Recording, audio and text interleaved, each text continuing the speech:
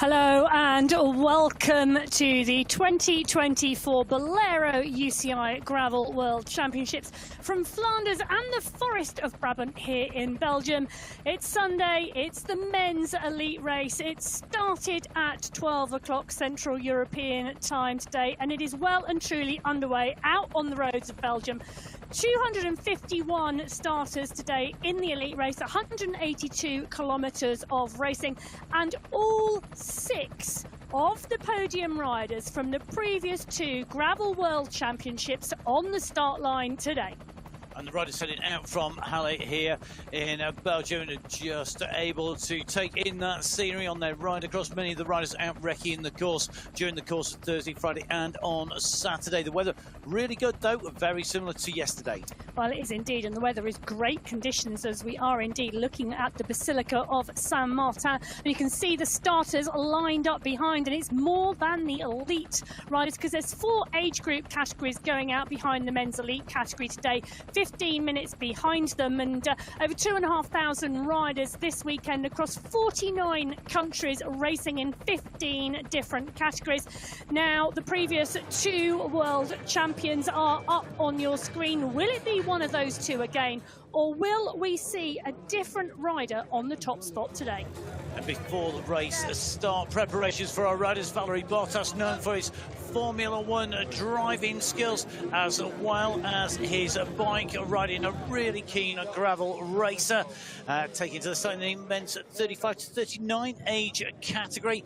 Lots of detailed preparation. Tyre pressure is going to be crucial. So a lot of incidences with issues, with puncture issues in that women's race yesterday.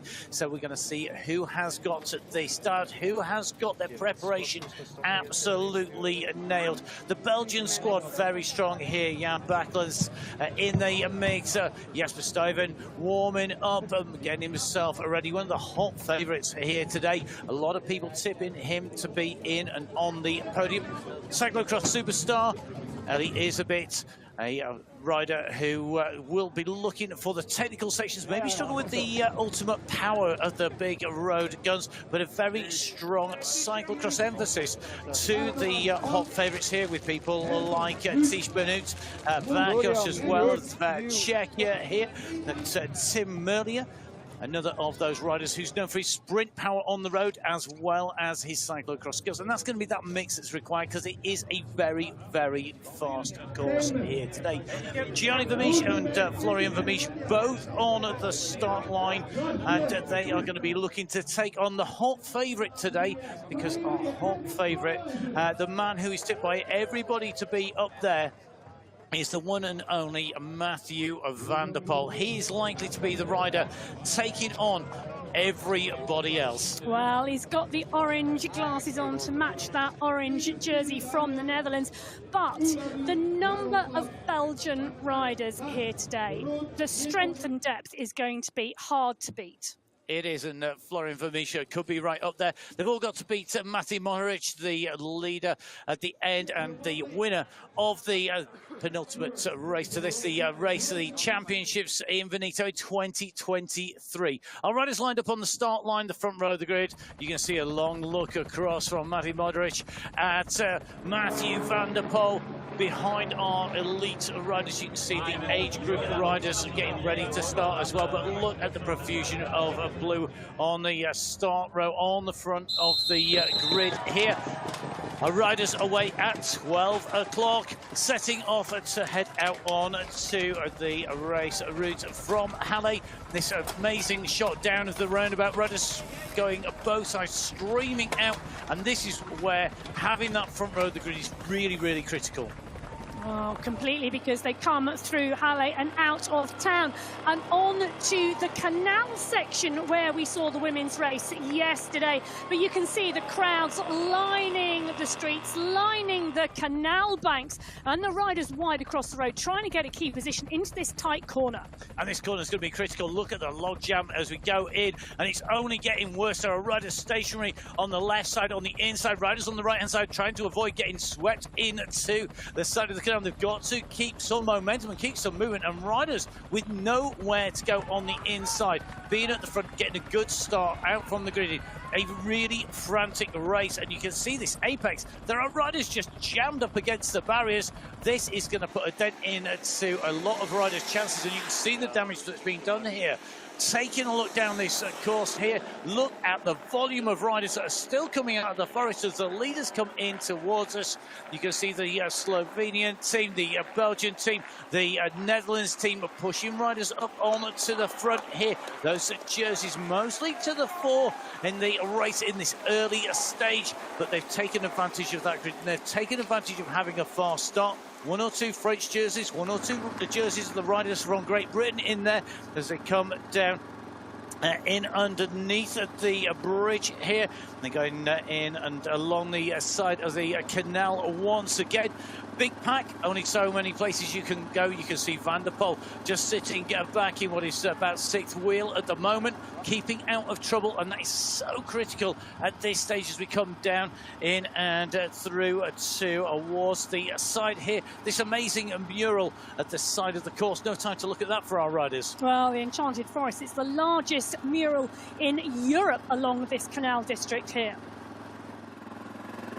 So as these riders come down in this left-hand turn, just starting to sweep them out. A big attack coming, and this looks like this is come from Easing.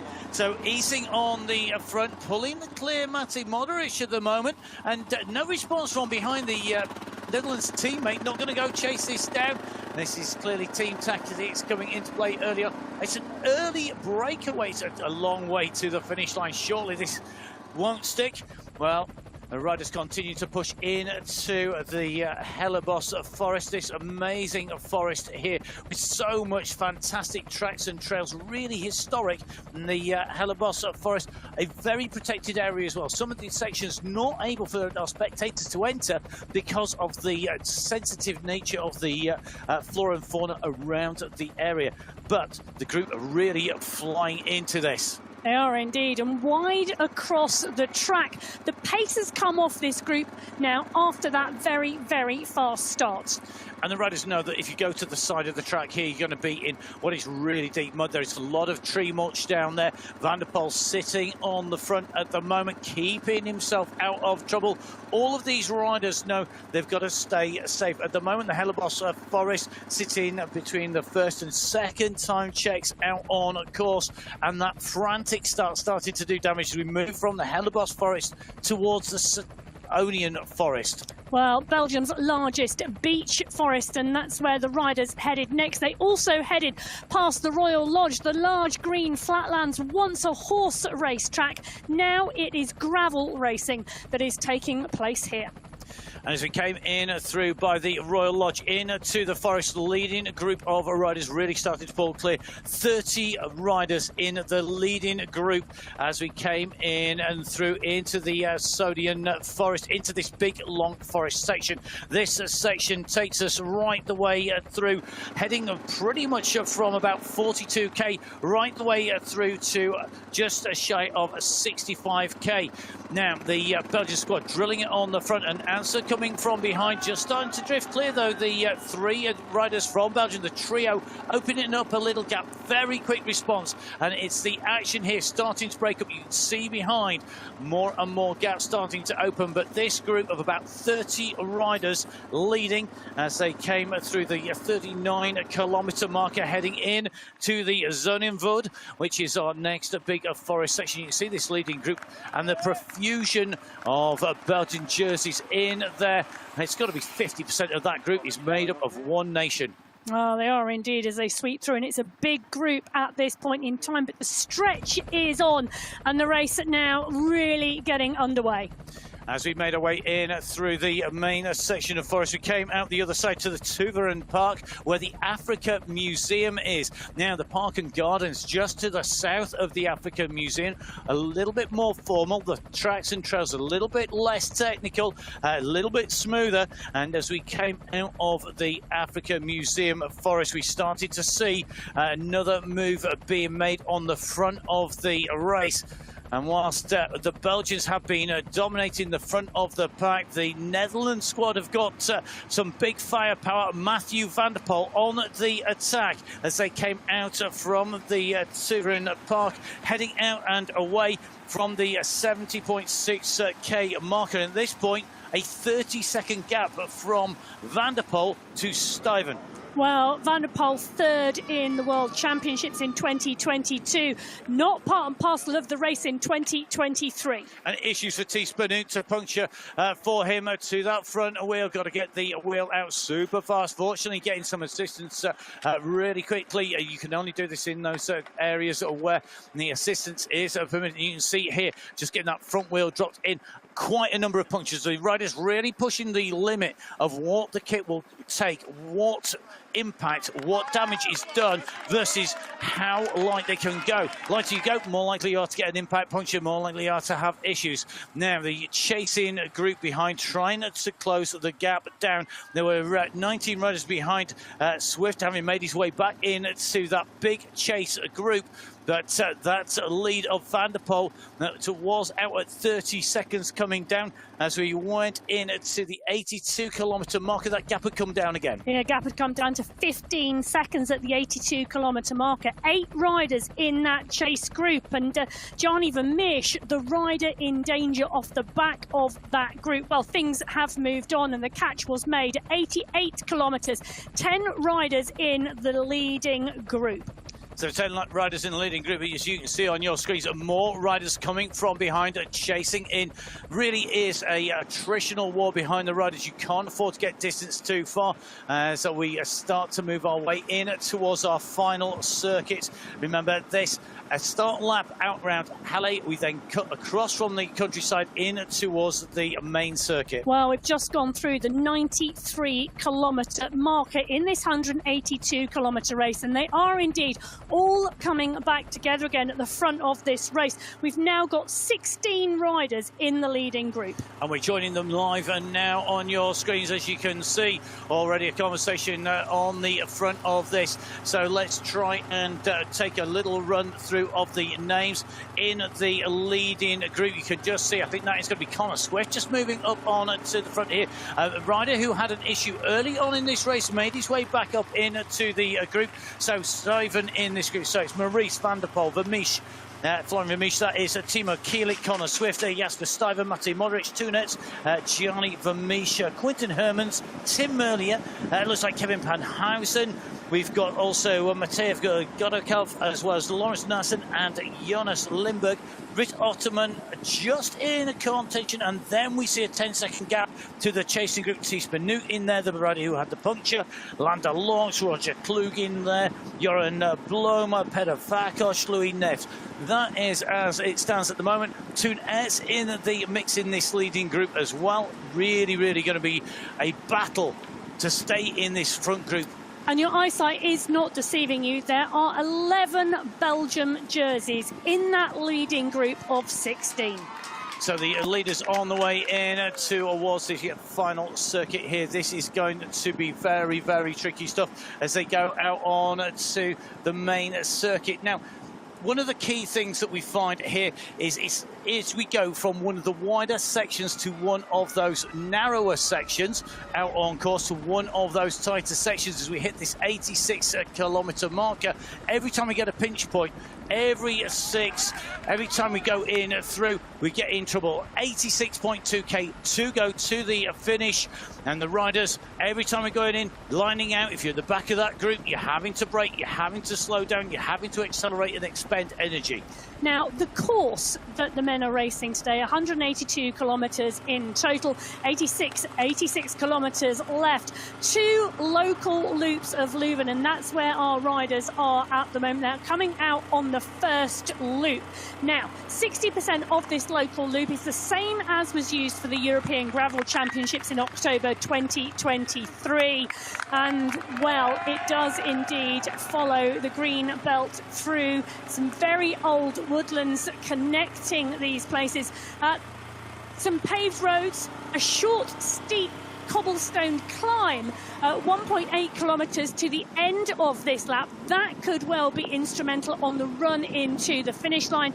The last gravel section of this lap coming 500 metres long. It finishes 1 kilometre from the finish line.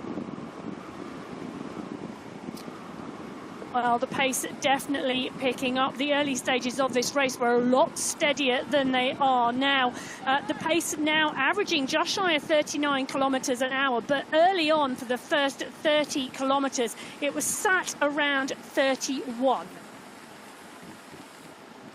So the group taking a little bit of a look around, just seeing the pickup on the front. Matty Morris, the defending champion, with the #1 on his back, moving up to the front here as we take this sweeping left-hand turn. The trees lining the side. Lots of very bright sections in the sunshine here. Lots of very dark sections in the shade. You've really got to pick your line here as we start heading onto the wider roads, on to the cobbles. Now, the riders picking the outside line here. Less rolling resistance, smoother, but you can see that right-hand line just a little bit quicker. Lots of advantage with the speed our riders are travelling at the moment. To stay in the draft of means you're expending less energy. We're travelling average speed so far nearly 40 kilometres an hour, despite being on and off road, across the gravel, across the farm tracks, and out in through the woodland. Now an attack goes on the right-hand side. Another move just being made here is this just to ping out, uses little chicane to open up the gap. We're taking away 3 more riders at the moment. Where will the chase come from? Are the rest of the group going to be happy? There's certainly no Slovenian jersey up in the leading group. The Belgians also starting to fire riders across.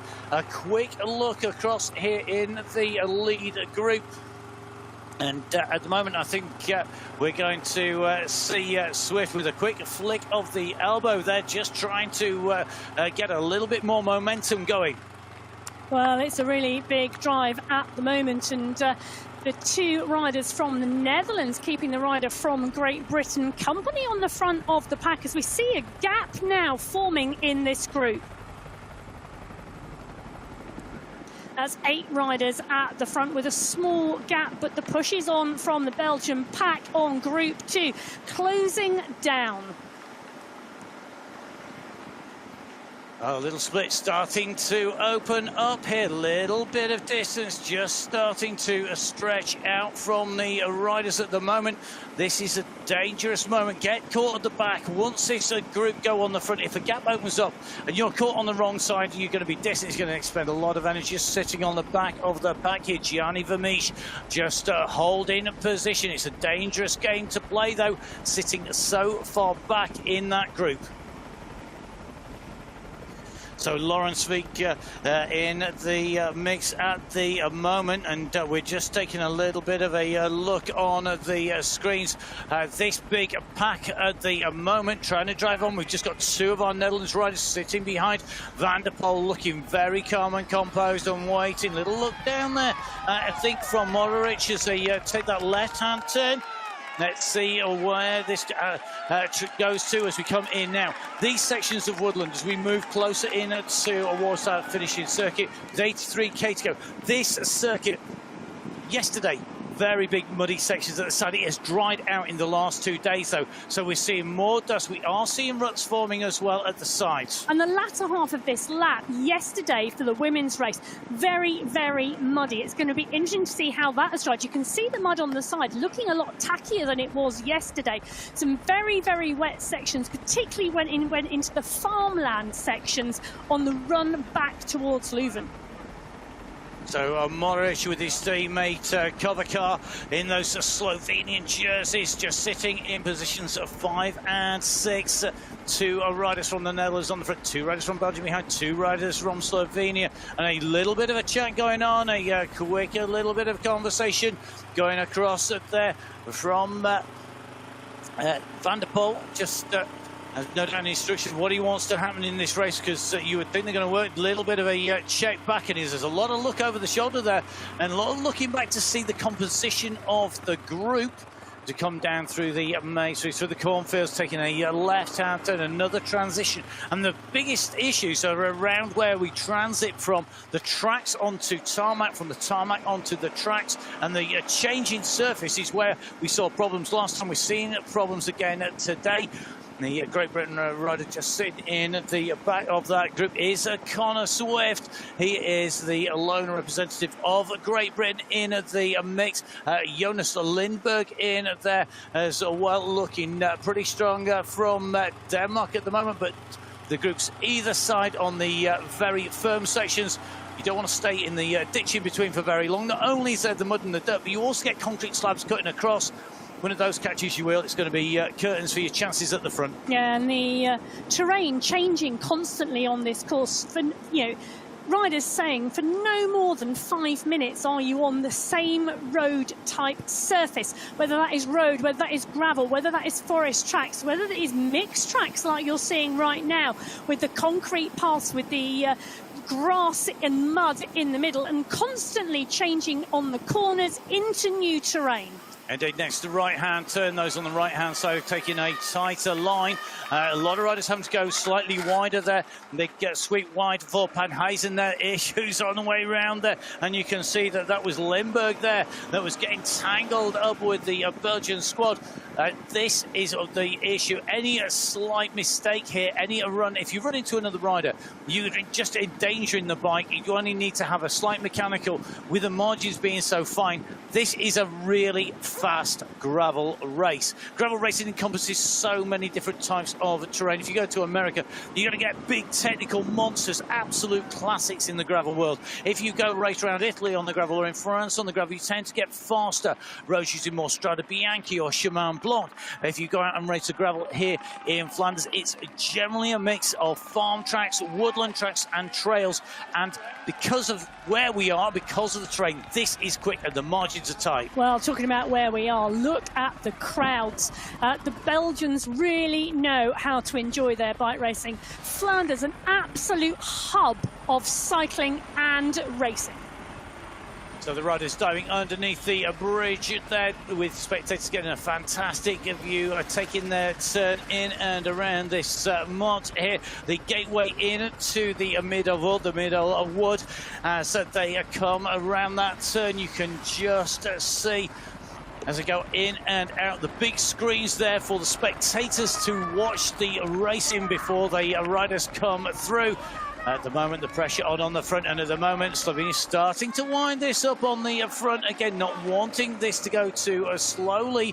One long line, a clear indication. The pace just picked up. I suspect we're going to see another pause before we go into the Woodland once again. You can just see, as soon as somebody comes off the front, there is a swap round of the riders rolling around the front of the race. Well, at the 98.6 kilometre mark, it was Matthew van der Poel who took the group through in 2 hours, 31 minutes and 55 seconds. And I say the group because the same 16 riders in the group composed at the front of this race.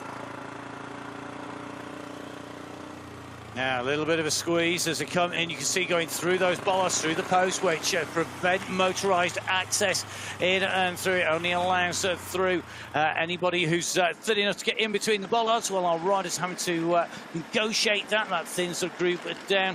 At the moment, you can see the long line of riders taking this right-hand turn, although it's just about wide enough for two. Picking the line, picking the fast line key. A little bit of a warning from the Belgian squad there to the riders part way back that we're going through more posts into the wood. This is where there's a lot more debris down at the sides. You've got to get this line right. If you drift off too far, it seems innocuous. It seems like there's nothing. Then all of a sudden, boom, you're going to hit something. There'll be a big hole. It'll just be that little bit bigger. You'll not see it in the shade, and then you're in trouble. Left turn around this bend here, just strung out again. Nobody able to break this out. If the bike can stay with us and not hit too many of the trees on the way through, hopefully the camera will make it in to the finish as these riders make their way out and around. Now, the chase behind Frederick Rabman and Tish Benoot. Benoot, the rider with that issue. That time gap, it's in the minutes. It's 2 minutes 25. It's not going to happen. Let's face it, this is going to be a day at the office to get a position, but you're not going to be in the run. That group in front, too much firepower. Well, and the group behind these two over a minute back, around a minute 20 back from them. So they've got a good gap on the group behind, but the group in front, the leading group of 16 riders at 2 minutes 28, it's not going to come back for them. It's not. That's just not going to happen. We've got so much strength up at the front. Benuta's strong, a rider. He's got rapid for company. But I think, to be honest, that now if you're not in this group, you're not going to make the selection. You've got to be strong as well. And you can just see Connor Swift there to the left of our screens there. The only rider really taking that line until he gets part way up. The riders from the back starting to pop out round, trying to get in. Bottles going flying as they come down through this section here. And certainly it looks to me like Rick Artema doing a lot of work here as they make their way up through. Hand out for a ball here. And that going out to Jonas Lindberg. So quick drink for him. And the dust on the trails really starting to kick up, indicating how changing conditions we've got out on the course today. So dry, dusty trails as well as the wet, muddy farmland. Indeed, and it does change very, very quickly. We've got a lot of different trust. It is drier than yesterday. The wind that's been blowing, the sun that's been shining has made a difference. As we see another push on here. Only a little bit of a squeeze, a little bit of a push out from the corner. Let's take a little bit of a look. Who's going to take up the chase? Who's going to be the first to respond? Not every attack is about going clear. Often it's about seeing what the rest of the riders are doing. Is anybody struggling? Does somebody really want this? And he's very quickly up on to the wheels. Just seeing Van der Poel very quickly moving up into fourth position with that push. So did Matty Modric going into fifth, Swift into sixth position as he came out of that corner. The pressure on, and the riders very quickly looking to close that gap down. Lawrence Nasser sitting at the back of that group at the moment, and that is one of the advantages of having lots of riders. You get the chance to rest. Your teammates will take a turn on the front, take a turn to attack, and of course when your teammates on the attack or trying to go clear, you're not going to work. No, and it really is that, isn't it? You know, if we saw a group of Belgium riders go down the front, the dynamics here would be very, very interesting. The squad working strongly to bring back that early attack of Matthew Van der Poel, the rider from the Netherlands who went clear early in the race. But since then, this group have been together.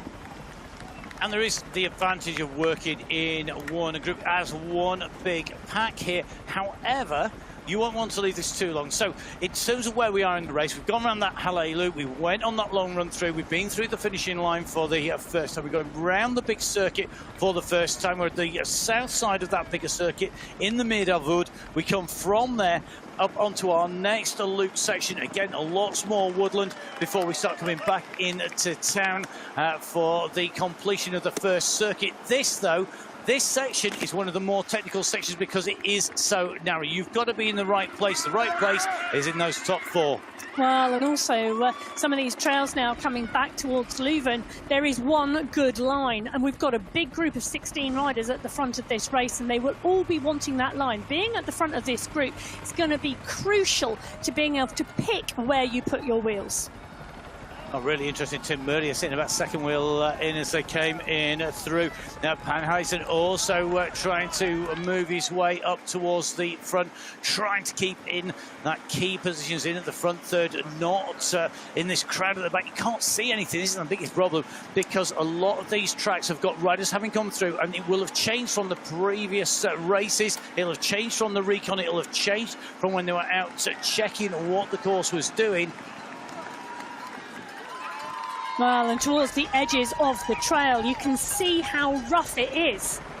It's absolutely, it may not be the big boulders that a lot of the American gravel riders grow up on and have been racing since the start of gravel racing, but they are really sharp. There's a lot of limestone, there's a lot of sharp sandstone grit, which has got some really rough edges. Very easy to catch that, very easy to get an impact puncture on the way through. Generally, that's causing more problems than it is, say, thorns or gloss, any other debris, because this is such a rural area. It is about the debris, it's about the terrain, the subsoil, the surface down there. At the moment, one of our faster sections down through the forest track here, and at the moment lined out one long line, one easy route. Go offline, you're going to be expending a lot of power to get back in, and that's if you don't have an issue. A number of the riders using this opportunity just to take on board food, take on board a gel, take on board some fluids, because it is a section where it's very difficult to attack. So long as you hold the wheel, it's relatively restful. I'm going to put a big relatively at the front of that restful, because this is still at race pace. It is indeed at race pace as they head down through the Meerdal Forest. Forested since the last ice age for over 10,000 years. This is ancient woodland here in Flanders that the UCI Gravel World Championships for 2024 is racing through. Interesting move by Matej Godeka, just trying to move up the second of the Slovenians, and this push on coming in now. This is where we saw a move made in the women's race yesterday on this long field section. We're seeing this long stretch out happening now, and because of the makeup of this, if the riders are not attentive, they are going to get distanced out the back. Everybody responding. You can see people scrambling for lines to try and pick the fastest route in and through. At the moment, the Belgian squad opening up the throttle. The Slovenian Modric sitting behind fourth wheel. Van der Poel in fifth. It looks like Govaka sitting just behind. Then it's Swift right at the back. Still, we have got our Danish rider, Jonas Lindberg, just losing a little bit of ground now. Well, and being on the back of the group, not being able to pick the ideal line and being pushed through the mud and the water on the very back of the group. You really do need a clear run through that section, and that will be in every racer's mind when they come through this section on the next lap.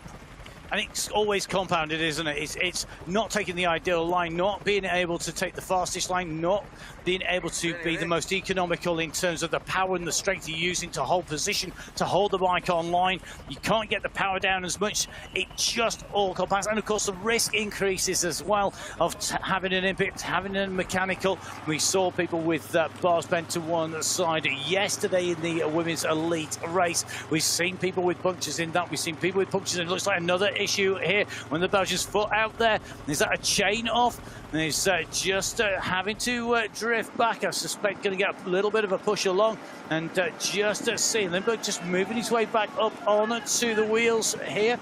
Yeah, so Jonas Lindberg just coming back onto the group after being off the back and gapped slightly through the farmyard section, but the wider trails allowing the group to spread out, and the short cobbled climb section they're on at the moment. You can see the crowds at the top really driving the pack on. And this is a section, this is one of the steeper sections of the course, the cobble climbs that the Flanders is known for.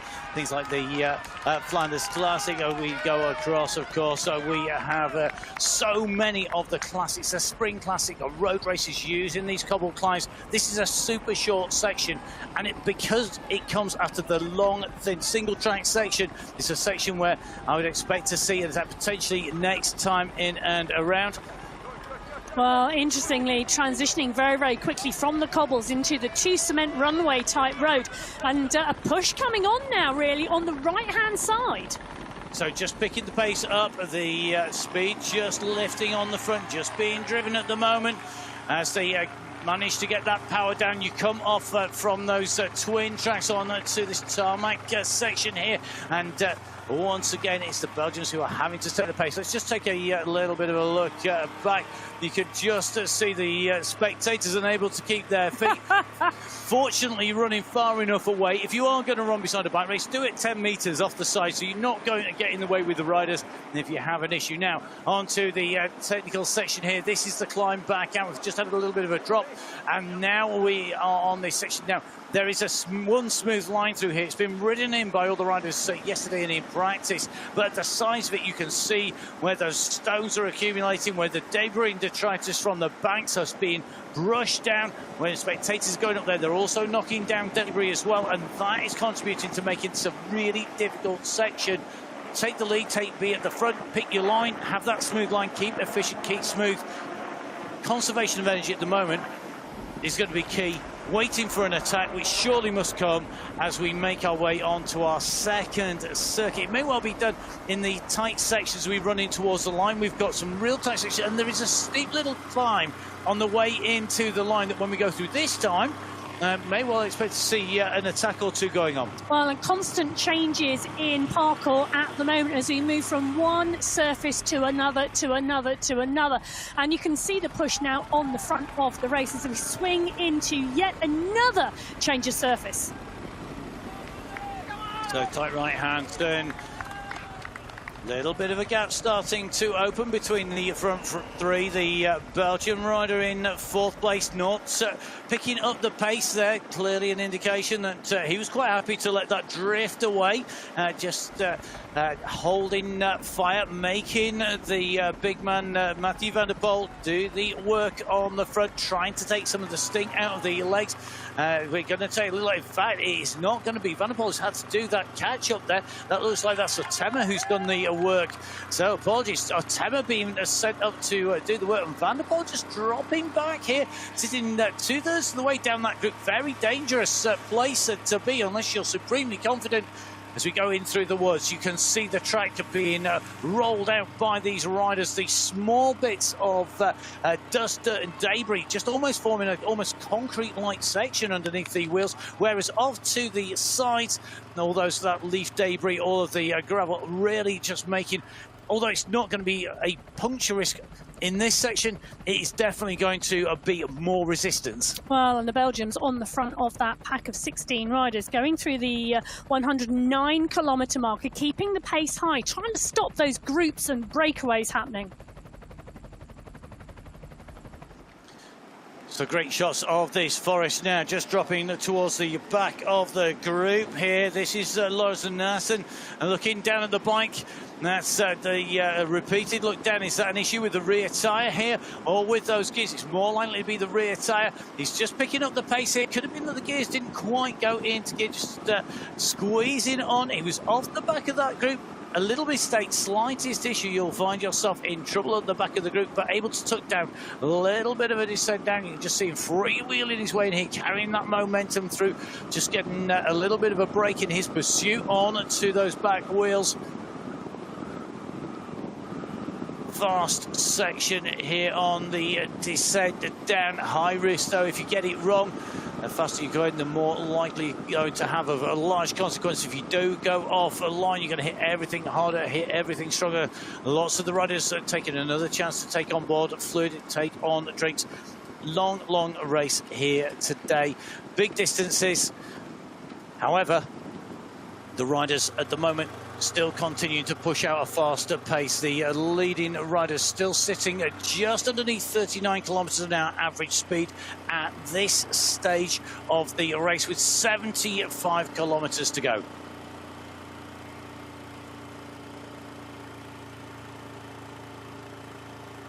Belgian riders still on the front of the group of 16 riders at the front of this race. Maurice has been on the front for some time. Toon Ertz is there. Gianni Flemish is there. These riders from Belgium all at the front of this pack.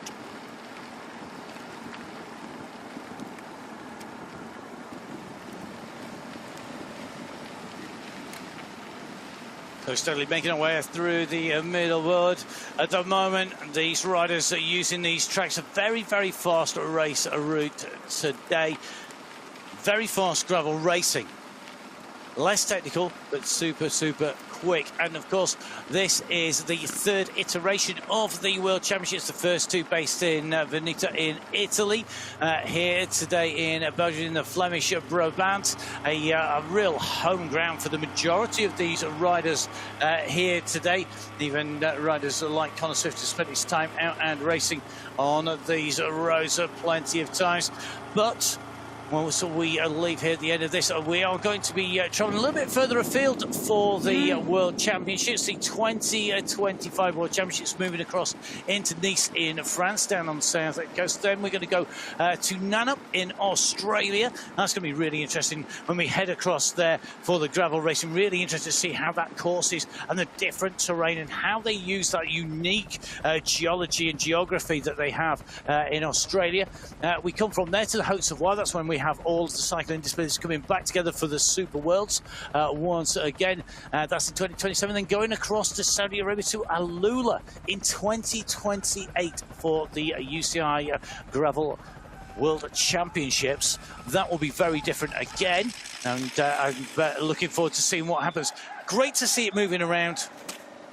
I'd really love to see it go to the heartland and really the start of gravel racing out into the States. I mean, can you imagine taking the quality of riders we've got now, add into them the quality riders that were regularly racing in the States, put them onto a course, you know, something like Unbound or similar, where you've got these really legendary courses and these really legendary routes. We see really epic races some years where it's so muddy and it's grim, and other days when it's fast, it's boulder strewn. I'd really love to see that. Just got to have somebody to organise it. Well, I'm sure at some it's a point, long way off. I'm sure at some point in the future it will happen. But at the moment there are around 20 kilometres left of the first lap of this route around Leuven, where the finish line is based, and the pack of 16 racers continuing to motor. At the 112.4 kilometre checkpoint, it is yet again the Belgium rider Xandro Maurice on the front. 2 hours, 54 minutes, 35 seconds. So this leading group reasonably static. Just taking a little bit of a look behind at the time checks at where the rest of the chasing riders are at the moment, and which nations are represented a little bit further back when we go off the leading group. Peter Vakok of Czechia currently sitting in 25th place. Looks like the German Welt along with Dan Soot, so Belgian Welt and Dan Soot, along with Godfrey sitting 27th to 29th. Johnny Hoogland, always a very popular rider, 30th. He's got Cameron Mason for company. Tom Martin from Great Britain, 34th position. Matt Holmes, 38th at the moment.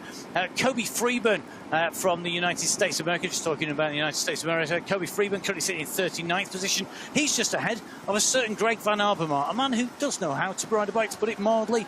That's not bad company to be in at all. Lawrence Feet currently 43rd position, just dropping back. Felipe Orts, 46th, the rider from Spain. Two Italians together, De Marchi and Garavia, sitting in 48th. Chad Hayes currently in 49th position. We're just taking a little bit of a rundown. We have got at the moment sitting just inside the 3 hour marker. That's pretty much most of the top 100 riders. So although the gap is big from this group back, it's certainly the racing is on all the way through the field. Well, and let's just talk about the gap at the moment. The gap back to the chasing two riders of Benoot and Rasmussen at 3 minutes now. But the story really is about what is going on behind them, because the gap behind them now is down to around 40 seconds.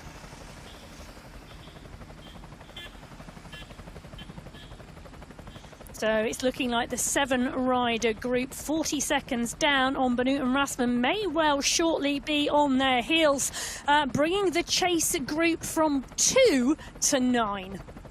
But at 3 minutes, even if you swell your ranks like that, it's still a long time gap. Game over.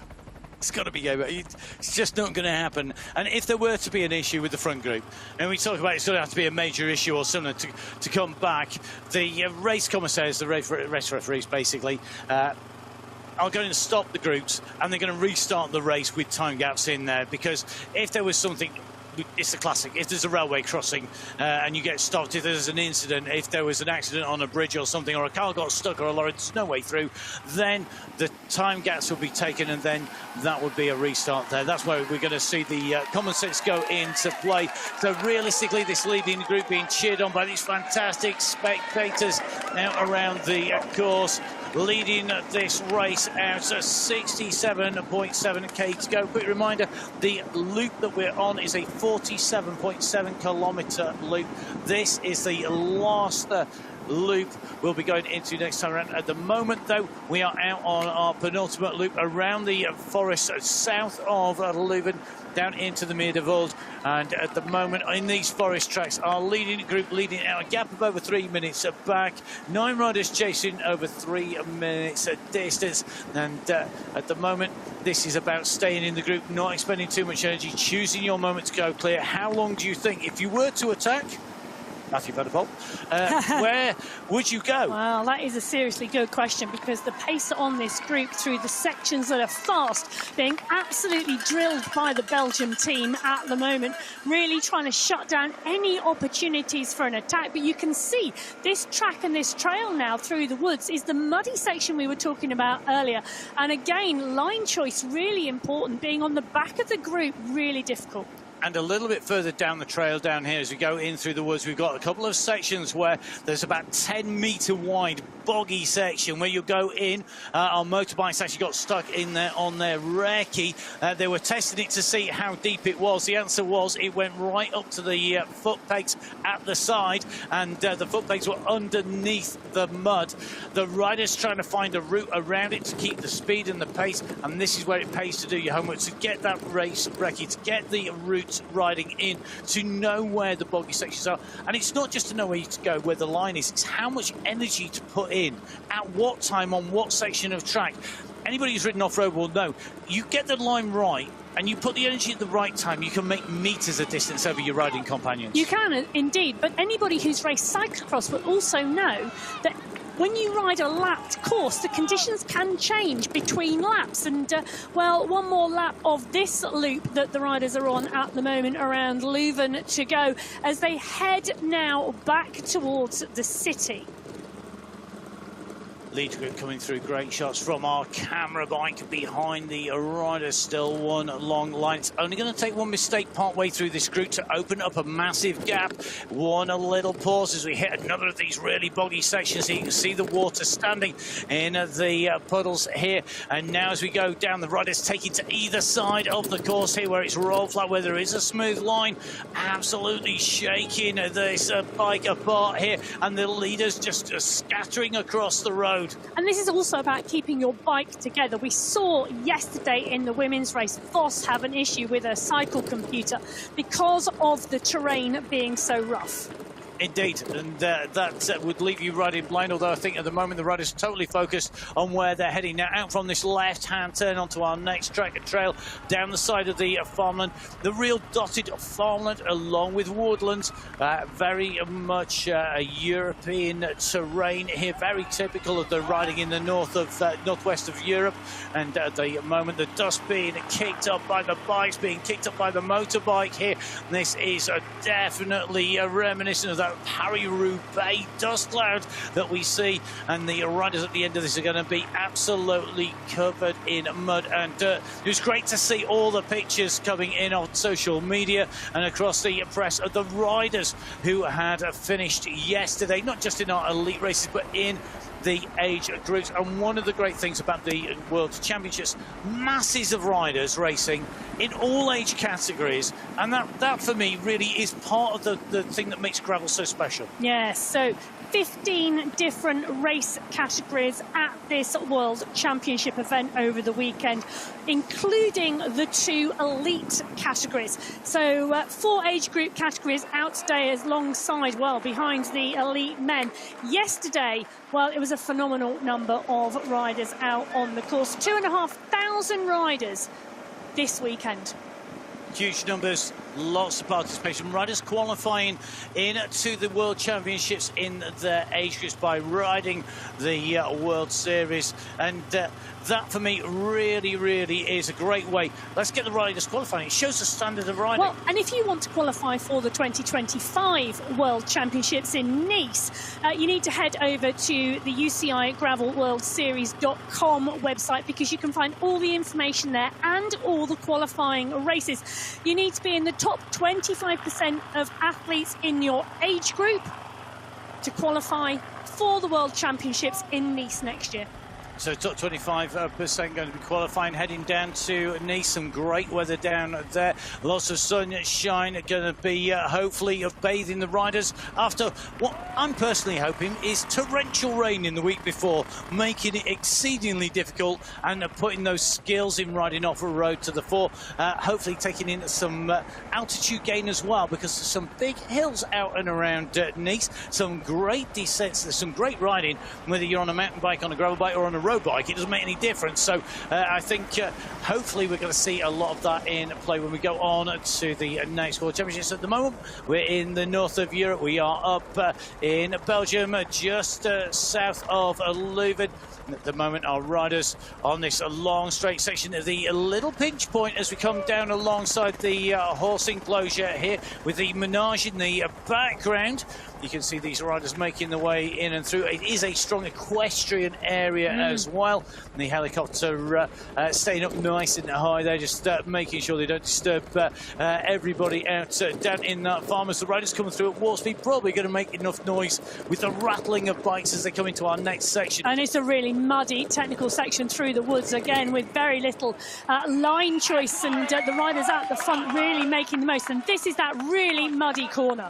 It is now the tight inside line being directed off the other direction. The riders just taking the long sweeping left-hand turn. That tight right-hand line is very, very tempting. It's very, very deep. The bike's just rolling that flat, and the riders today having the advantage of all of the riders yesterday, all of the age groups using the same route, and they will have rolled that flat. So if you've ridden on this type of terrain, you'll know that on a very regularly ridden part of the terrain, you will find it rolls the moisture out, it makes it flat, and it makes it super fast. Well, it does indeed, and you can see those beautiful sunken roadways, pathways through the woods at the moment where the riders were as we hit the Chapel of Steenbergen, deep in the woodlands. Beautiful, beautiful setting here in Flanders. An absolutely fantastic architectural gem set in the woodlands. Real fairy tale stuff. Seeing the chapel just nestled here as the riders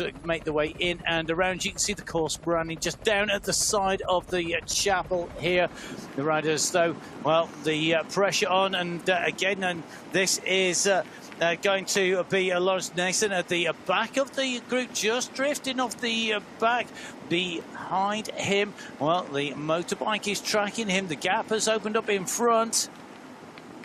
Well, the makeup of this group really interesting as we take a look at the 119-kilometer mark. 1, 2, 3 Belgians on the front at that point. 2 riders from the Netherlands, sandwiched because there's another 4 Belgian riders behind. Connor Swift from Great Britain in the mix. Jonas Lindberg from Denmark in the mix. 2 riders from Slovenia.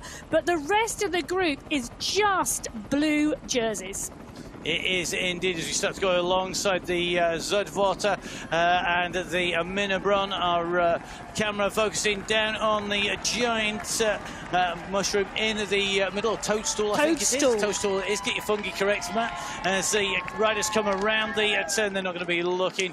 They're going to be taking bottles, fuel and food on board. Now, the feed tech zones are where you can take assistance. Just looking at Nelson here, taking on board a drink. Doesn't look like he's going to stop for any mechanical assistance here, so may well be he's just having a bit of a rough time at the back of the pack. Not sure it's where any of our riders would choose to be. Well, note also riders getting rid of bottles here as well, because this is also a waste zone. So whilst they're feed and tech zones on the course, they are also opportunities for riders to get rid of any waste they're carrying. And the championships here, part of a big push, environmental push, to make the event as carbon neutral, as environmentally friendly as possible. A lot of the transport for riders being done by bike, basically riding from the finish to the race start. And the organisers actually setting out a really great route to head across from Leuven, where most of the riders are based, across to Halle.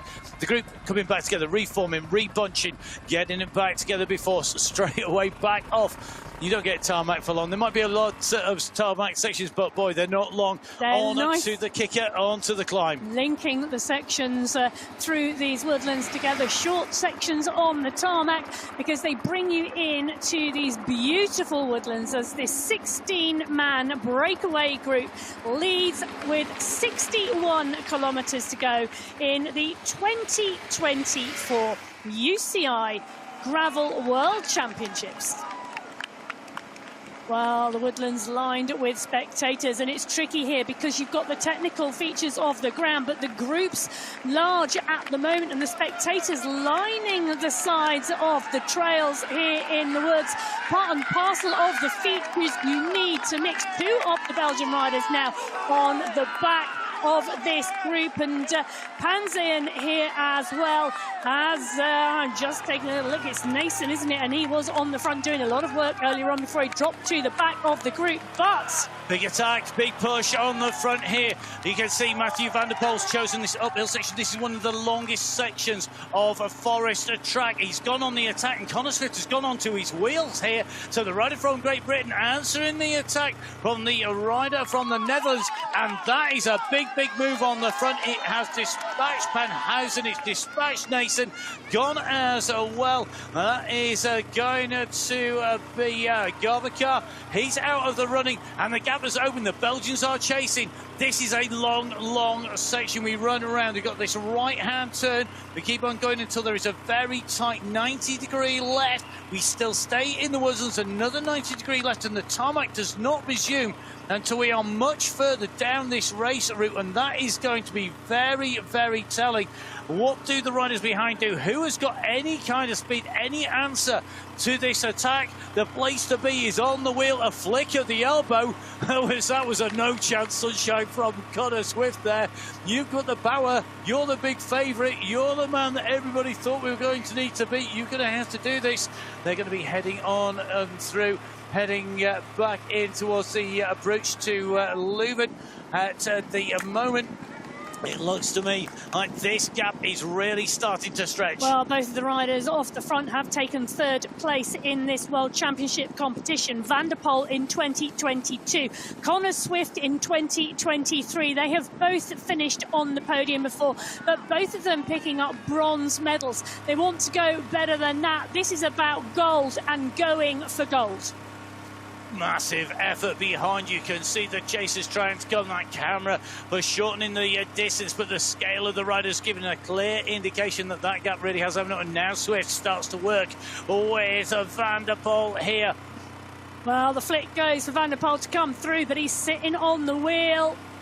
That big effort to go in, enough to open it up. The riders both on the hoods here. This is one of the smoothest sections of the trail as they come in through this woodland. They've got to keep the power down, and it has reduced the group. If this group comes onto the back wheel, which I suspect they will, then we are going to see a reduced leading group, and it's left to defending champion Matej Mohoric of Slovenia to do the work. The Belgians been working him, a big pull up there from Florian Vermeersch, rider number 8 on his back there in the black, red and yellow of the Belgian colours. He flicks his up. I can't go. And look at that. Another Belgian is going to be out of the running here because Gianni Vermeersch now kicks on. Gianni Vermeersch is having to go around the side of his brother Florian.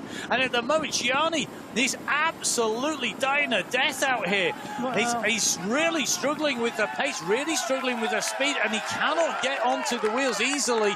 This is a massive effort by the riders. The speed, the pace of the leading two is keeping them clear. Mohoric is chasing. The Belgian squad are in his wake. And at the moment, all hell has broken loose in the forest. Well, it has indeed, and the Belgians have been dialing the front of this race for so long, keeping the pace high. They've had strength and depth in numbers, but then with this attack coming, closing it down, well, some of those Belgian riders who have been workhorses on the front now going out the back of the group. So this is going to leave us a much more select group as we come in at the moment. You've got Florian and Gianni Vermeersch in the mix. You've got Matej Mohoric in there as well. Matthew van der Poel. You've got Connor Swift on the front. The close down is happening though. They're going to get onto the back wheel here. They're just about all going to make it. That's going to be critical. You need to be on the wheels. And Mohoric, after that turn, is now starting to drift off the back. I'm not sure how much help he is going to get here from Florian Vermeersch. Well, it's looking like this may become a group of 7 riders, 8 riders looking behind their shoulders, checking to see where the group behind is. They've just gone through the 124-kilometer marker, and the gap split in this group is around 20 seconds. So the split in this group really doing damage. Van der Poel drives on the front. He doesn't want to let this whole group go back. He may well be aware that when he looks over his shoulder, the biggest gap back is to a green Slovenian jersey. That's a jersey he's going to become very familiar with over the last 2 weeks, riding, of course, in Zurich at the Road World Championships last weekend. Big chat here. Look at this conversation going on. Look across there, because now it was a chat there from Jesper Stuyven's having to see who's got anything left in the tank. Van der Poel drops back with that number 2 in that orange jersey. So it's Mohoric, Van der Poel, Vermeersch.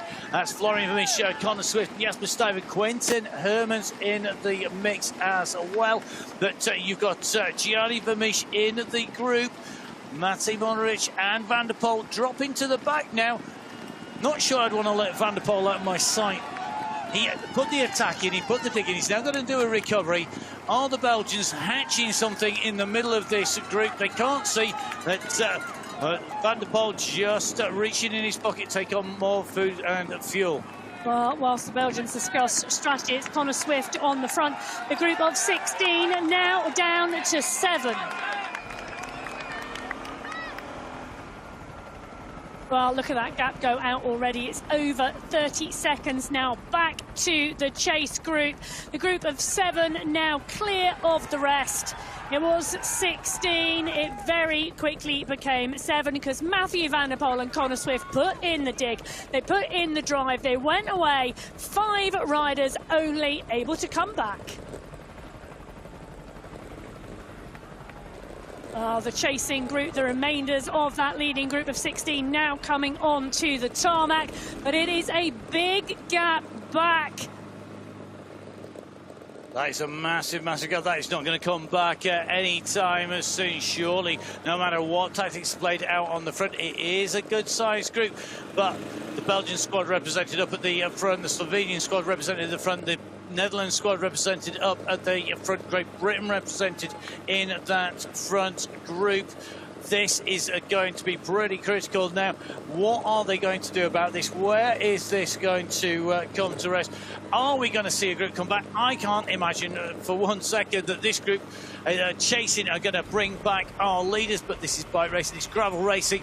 Anything can happen out there. It takes one slip or slide, one mistake, a bit like cyclocross. All too often you can see a leader go down and the group behind get held up. And then that allows chasers to come back. People who were out of the race come back in. The disappointment for that leading group often evident as the riders go underneath the rail line. It is a full right-hand turn here. We're headed almost directly in towards Leuven.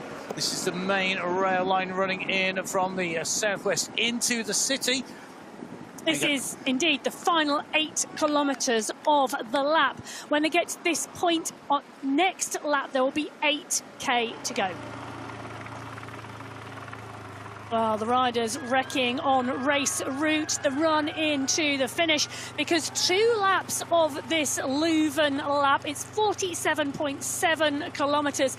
As the riders come in towards town, 7 riders in the leading group with a gap back of 33 seconds now to a 9-rider chasing group. So Gianni Vermeersch, Florian Vermeersch in the mix, Quinten Hermans, Jesper Stuyven, all riding for Belgium. We've got Connor Swift from Great Britain. We have Matthew van der Poel from the Netherlands and Matej Modric riding for Slovenia in the leading group. A number of these riders have had issues earlier on. They've gone through bad patches. Connor Swift having to chase on. How much sting has that taken out of last year's bronze medalist? Connor Swift riding strongly in the National Gravel Championships of Great Britain alongside his brother Ben Swift. Well, he did indeed qualify. Brother, cousin. Cousin. I was going to say, he's a cousin. I should Family know. members. They're from round the corner in Yorkshire. Well, Swift qualifying in that Welsh event for this championships. You too can qualify for next year. Head over to UCIGravelWorldSeries.com where you can find out all the information. 15 different age categories, including the 2 elite categories at the World Championships. Every single one taking away a jersey. Indeed, and this is going to be really real crunch stuff now, this run into the finish. This is one of our narrower sections here, and if somebody goes off the front, you're not going to be able to respond at the back. There is no way to go through. You can hear the trees whipping against the camera by the cameraman just stood up on the back, trying to get a shot of these riders. Connor Swift on the back. I'll apologise to the entire Swift family later. That'll teach me to read anything with misinformation in it as the riders go up, subliminally influencing the words. At the moment, there's no subliminal influences on these riders. The thing that they're focused on is that finish line. It's getting there in the leading group or clear of the leading group, keeping the pressure on, and maybe just starting to shed a few of those riders behind. We're just going to go underneath the main road here. This is the E40. The riders just travel under and then take the left-hand turn. So basically, this is where they joined the circuit last time around. Now, that is great sportsmanship. You just see our Swiss rider pulling to one side to let the elite leaders through, because, of course, we're coming round to complete our first circuit. Some of the rest of the riders going out onto their first circuit here today of this very tight and technical circuit into town, out of town, and then onto the big and fast tracks through the mirror world down in the southern section of the circuit. Now, sweeping around to the right here, we start to track back into Leuven, following the Woodland, cut across a couple of farm fields before we get into town, and then we get onto those really tight sections coming down past the Arenberg Castile on the way in. Oh, we do indeed. Heading in to Leuven. This is the lead of the World Championship gravel race at the moment here in Flanders. 7 riders clear. The gap holding at just around 30 seconds, 38 seconds at the moment to the 9-man chasing group. It was a group of 16. The attack from Van der Poel and Swift. In fact, here is the attack from Van der Poel. You can quickly see Connor Swift go straight onto his wheel, anticipating what the rider from the Netherlands was going to do. This 2-rider breakaway put in a gap, but 5 riders from the 16-man group made it back, giving us a leading group of 7. I'm really interested in there. The response from Matej Modric, he could not close that down instantly. He was pretty much behind. He was in the key place to go. He saw Connor Swift going. He looked at it and he didn't close it. He couldn't answer that straight away, or chose not to. And choosing not to, surely is not a choice that he's to be making at that stage, not knowing just how far that breakaway was going to go and whether or not it could stay away. He'd have wanted to be in there, didn't make the junction over this little bridge here, over the drainage ditch. This ditch runs alongside to the left-hand side of the riders for a little way on the way in here. This run at the moment being led by Connor Swift of Great Britain. Immediately behind him, you can see it is Gianni Vermeesch. The rider just going up onto the front as Swift pulls over. Then it's going to be Quinten Hermans who moves on to the front of the race, followed by Florian Vermeesch in that darker helmet of the Belgians. They're just going through. He holds the front here. He's doing a longer turn as he holds the front of that group. Jasper Stuyven, the next rider to move to the front. Then it's going to be Matthew van Vandero of the Netherlands, then Matej Modric, followed by Connor Swift, taking turns, and now a little bit of a drop off the back here, and that looks to me like that is going to be Gianni Vermeersch to beat distance. Well, also taking on board Walter at the moment, and his teammate looking over his shoulder, wondering where he is. So Gianni Vermeersch, the rider, getting dropped off the back as the pace pushes up, but the Belgium riders making sure they are all back on the group. Interesting and telling the signs that we are now seeing in this group, and it's a good question as to whether they are signs of what we are going to see in the next 50 kilometres, or whether they are just refuelling at this point and getting ready to finish this off. Well, we run back through the Orenburg Castle, and you can see the wide trails of the parkland running alongside the moat here on the run into Leuven. Now, Leuven, a university town since 1425. KU Leuven is one of the oldest universities in the world. Huge number of students, huge number of crowds, huge number of cycling fans in this region of the world. As the leading group in this men's elite gravel World Championship race head back into town.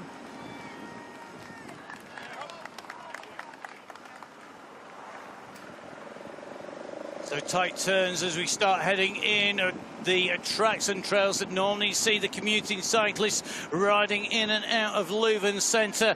Now home to the Gravel World Championships for 2024. Select group of 7 riders on the front. Matej Modric of Slovenia, Connor Swift of Great Britain, Florian Vermeersch, Gianni Vermeersch, Jasper Stuyvers, Quinten Hermans of Belgium, and a certain Netherlands rider, Matthew van der Poel, the man they're probably all watching for an attack on the climb. Now, as we come into town, it narrows, and then we go down. We have a little bit of a dip, and then a rise up on a cobbled climb. It's narrow at the top of that as well, and on the way into it, and that is a great point to attack, but every single rider will know it's there. Every single rider will be aware that when we hit that, it's a great place to put down megawatts, to really stamp on the pedals, to put down that kind of explosive effort that we see races won by. Will we see that happen here today? Well, the question is this lap or the next. It's very close to the finish next lap. It's very, very close indeed. Our leaders just jump on to the main road, just making their way in and around. This is basically getting around the inner ring road as they come into the centre of Leuven itself. Push on the front here. A little bit of a move, starting to stick, starting to go clear. They're going to go around the riders to the side of the course here, and you can just see the race leaders absolutely flying down here. That gap opening up very, very quickly indeed, being closed down. Who responds? Who is the first into action behind? It is Van der Poel chasing that down. The first move being made by Gianni Vermeersch. Closed back down again. And is this the pattern that we're going to see established in the racing? The Belgian riders firing rider after rider down the road. And it's those nations with one rider, Slovenia, the Netherlands, and Great Britain, who have to answer those multiple attacks. Well, danger moment. Surely they've left Van der Poel on the front. We're now into town. We're going to go uphill. It's going to start climbing. Is he going to go for this? This is the tight right-hand turn. Super narrow, each and every one of these turns around the side of the church. And on to the cobbles we go. The power's being put down. There is a move being made here. Are we going to see Stovers open up the gap on the front? This is now starting to do damage. Quick response coming from Modric behind. Looks like he's trying to close the gap. He's trying to keep this under control, and he has done. Attack nullified.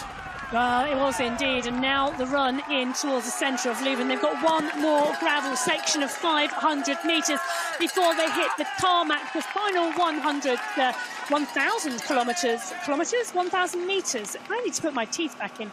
The final 1,000 metres of this lap on the tarmac. It is the run into the finish, and this leading group of 7 riders. It's Quinton Herman's on the back of the group, and he's been sat on the back of the group now for some time.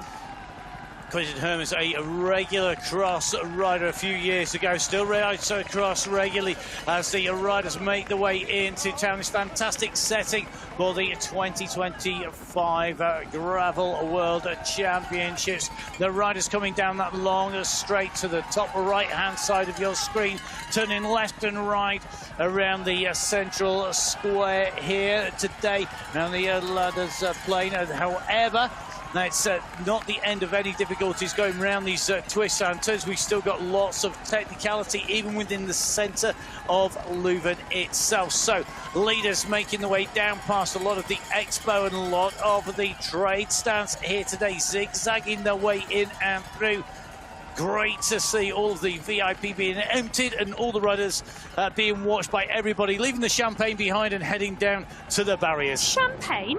Leuven is the beer capital of Europe. It has the longest bar in Europe as well at the Oudmarkt. You know, these spectators, even the VIP, fueled by beer, not champagne. Well, we will see. Other drinks are available now. Round at the final turn here. This turn of 500 metres to go. Going to be really interesting to see who's leading through next time.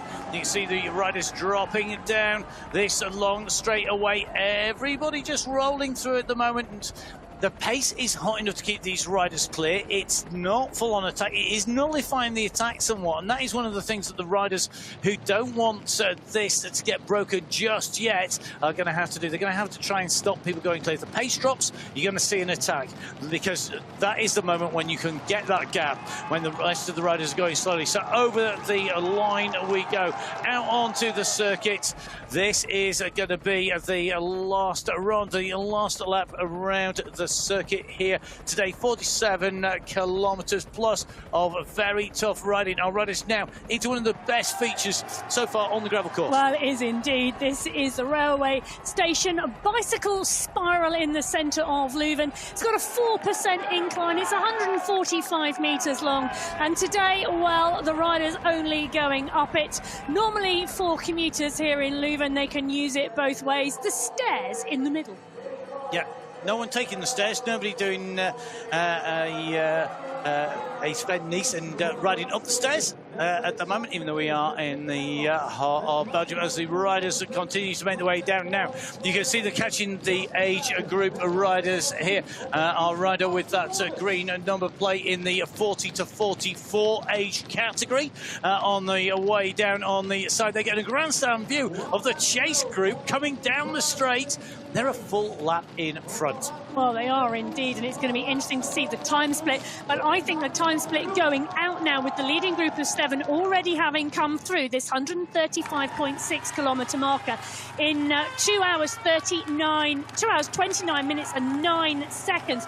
The chase group are... Wow. Talk amongst yourselves while the timing screen updates. I'm just going to turn the handle on the timing screen whilst it updates, but as soon as I've got it, I'll let you know.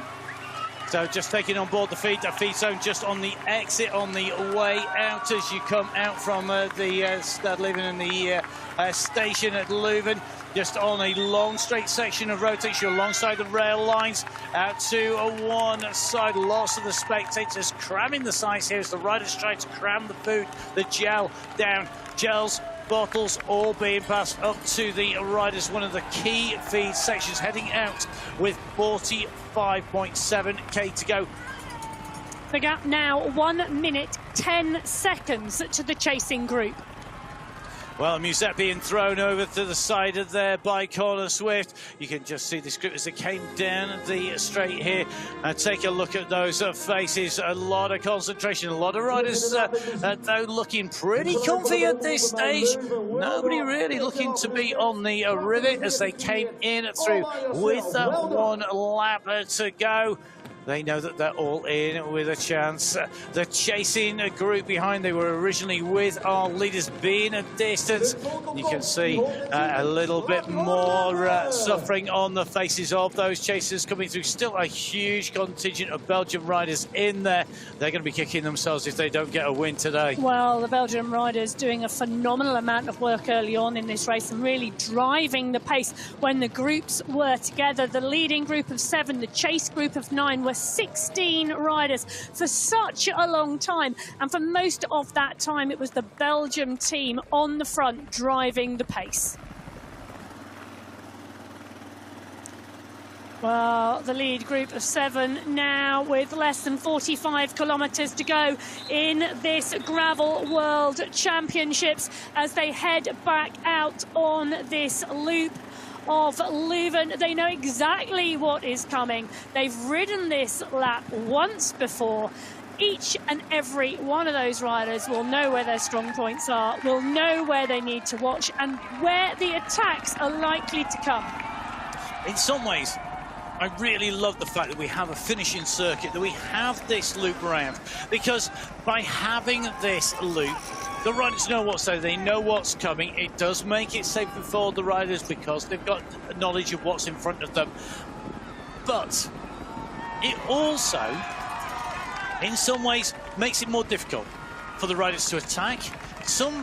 There's a part of me that says by having a finishing loop, it's great for spectators, it's great for the safety, it's great for the organisation, it's great for TV, but it does stop the riders from being quite as engaged. And even on this long, fast section, the rider at the back will know how much room they can give to the rider in front and still be able to roll back on because they've been on here before. They know how it's rolling, they know how it's moving.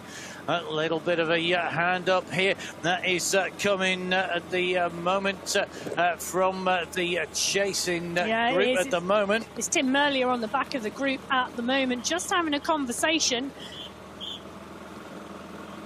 I'm just looking to see whether there's an issue for Merlier. He's certainly holding the pace, no problems at all. May well have been asking for the time gap to the group in front, because at some point you would expect there to be an attack from the chasing group. They're able to roll on here.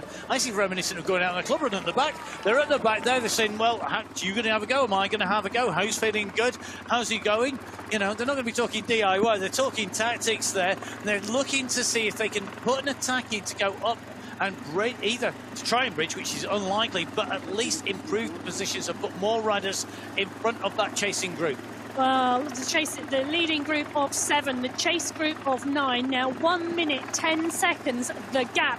The gap back to group 3 on the road. Well, I can tell you that they'd gone through the 129 kilometre marker 40 seconds before the chase group of 9 went through the 135 kilometre mark. It's over 4 kilometres difference on the road between chase group 2 and chase group 3. The Jesper Stuyvesant with a little bit of a word, a little bit of a hand on the shoulder there of Gianni Vermeersch. Vermeersch just rolling to the back of the group. Moving back is Florian Vermeersch with that darker helmet. You can see Connor Swift rolling back. There's Matej Modric, and that means Jesper Stuyvesant started to move up towards the front here. Are we going to see an attack from Stuyvesant? He was looking very, very relaxed until he got on the bike, and then that focus kicked in. He got onto the turbo and warmed himself up, and really looking like he was in the zone. Will he be able to make this count? Can he attack? Are we going to see team tactics at play? We have, of course, in here Matej Modric, we've got Florian Vermeersch, we've got Connor Swift, all 3 medalists from last year. We've got Gianni Vermeersch, the winner in 2022. Matthew Van Poel, bronze medal in 2022. Only Daniel Oss, in fact, of the medalists so far in the UCI World Championships, not in this leading group. Well, it is indeed a select group of 7 leading this Gravel World Championships today in Flanders. And again, yet again, just a drop on the back of the chase group. Yeah, that's Nasser just dropping off the back. We've seen him do that time and time again. Maybe just wanting a little bit more room. Some riders just like that little bit extra space, a little bit extra distance between them and the wheel in front, particularly when they're sitting at the back of the group, not the front. Now, at the moment, this pace being set by Matthew Vandero. This is a really narrow section. There's no way anyone's going to go around the outside. He can really back off and not worry about an attack now. The age groupers having to move off to one side as the leaders go through. That's one of our 35 to 39 age groups, just having to move away, out of the way of the lead motorbike and the camera bikes here that are tracking our riders through the forest. Lots of riders out on circuit, lots of people spectating. A great environment, a great atmosphere all the way around the circuit as the motorbike makes its way up and through. And the leader's going to be coming out and around another of the age group riders here on a very technical part of the circuit. Well, it is indeed, and moving off the racing line to allow the leading group of 7 in this men's elite race to go through. And this track and this trail through the woodlands with a lip and an edge to that path. And once you go off that, if any of the leaders drop off the side, then they are going to be in trouble. They're not going to be able to get themselves back on easily. It's certainly possible without incident, but they will want to avoid that at all costs, because it is going to be something slight that may well trigger the attack and the move off the front. And a high percentage of this course open to the public. Well, the push is on, but Vandero comes off the front of the pack and moves to the side as they come out of the woodland and onto the parkland. The pace picking up, and it is indeed pushing on here. The gap now at 1:17. So just seeing Florian Flemish open up the throttle a little bit. Matej Modric comes through, rolls very quickly off to the left-hand side, moves off the front. Swift will be the next of those riders to do so. The leaders heading into the forest in the distance here. They move up past the barracks here as they start to head along this big wide road into the woodland, into the forested section that will take them right the way out and round. The bikes are tracking as Vandero now comes through on the front, taking turns, taking a little bit of a rest at the back before coming in and through. So Vandero rolling off, this group working together. Just little stretch at the back and a look back there by Vandero. Now, Vandero's back is potentially his weak point. It's his Achilles heel when it comes to racing off-road. It's not all that long ago where he potentially wasn't going to race cyclocross ever again.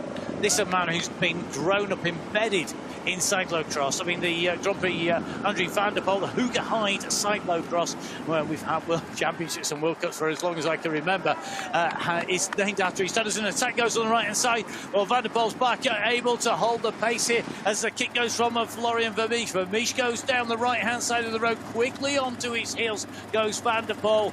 And let's see if there is a response behind. Are the Belgians content to let Florian Flemish go down the road? They are. Being left to Connor Swift here, and Vandero, well, after stretching his back out, quickly back on to the wheels. Well, Swift just asked for help from the group, but he's not going to get it. Well, Mohoric has attacked on the left-hand side of the road. He's the rider coming from the back of the group. He wants on this breakaway. He doesn't want to take the others with him, so Swift asking for help now at the back of the group. Mohoric at the front because the Belgians are in between. So Modric at the front of this chasing group, and this has a very familiar look to it. Riders chasing on to 2 breakaway leaders coming down this track with the sunshine going down. Modric comes off, and not one of the Belgians going to the front here. An absolute refusal there by Gianni Vermees to take up the pace. Neither will Jasper Stuyvens, neither will Quinten Hermans.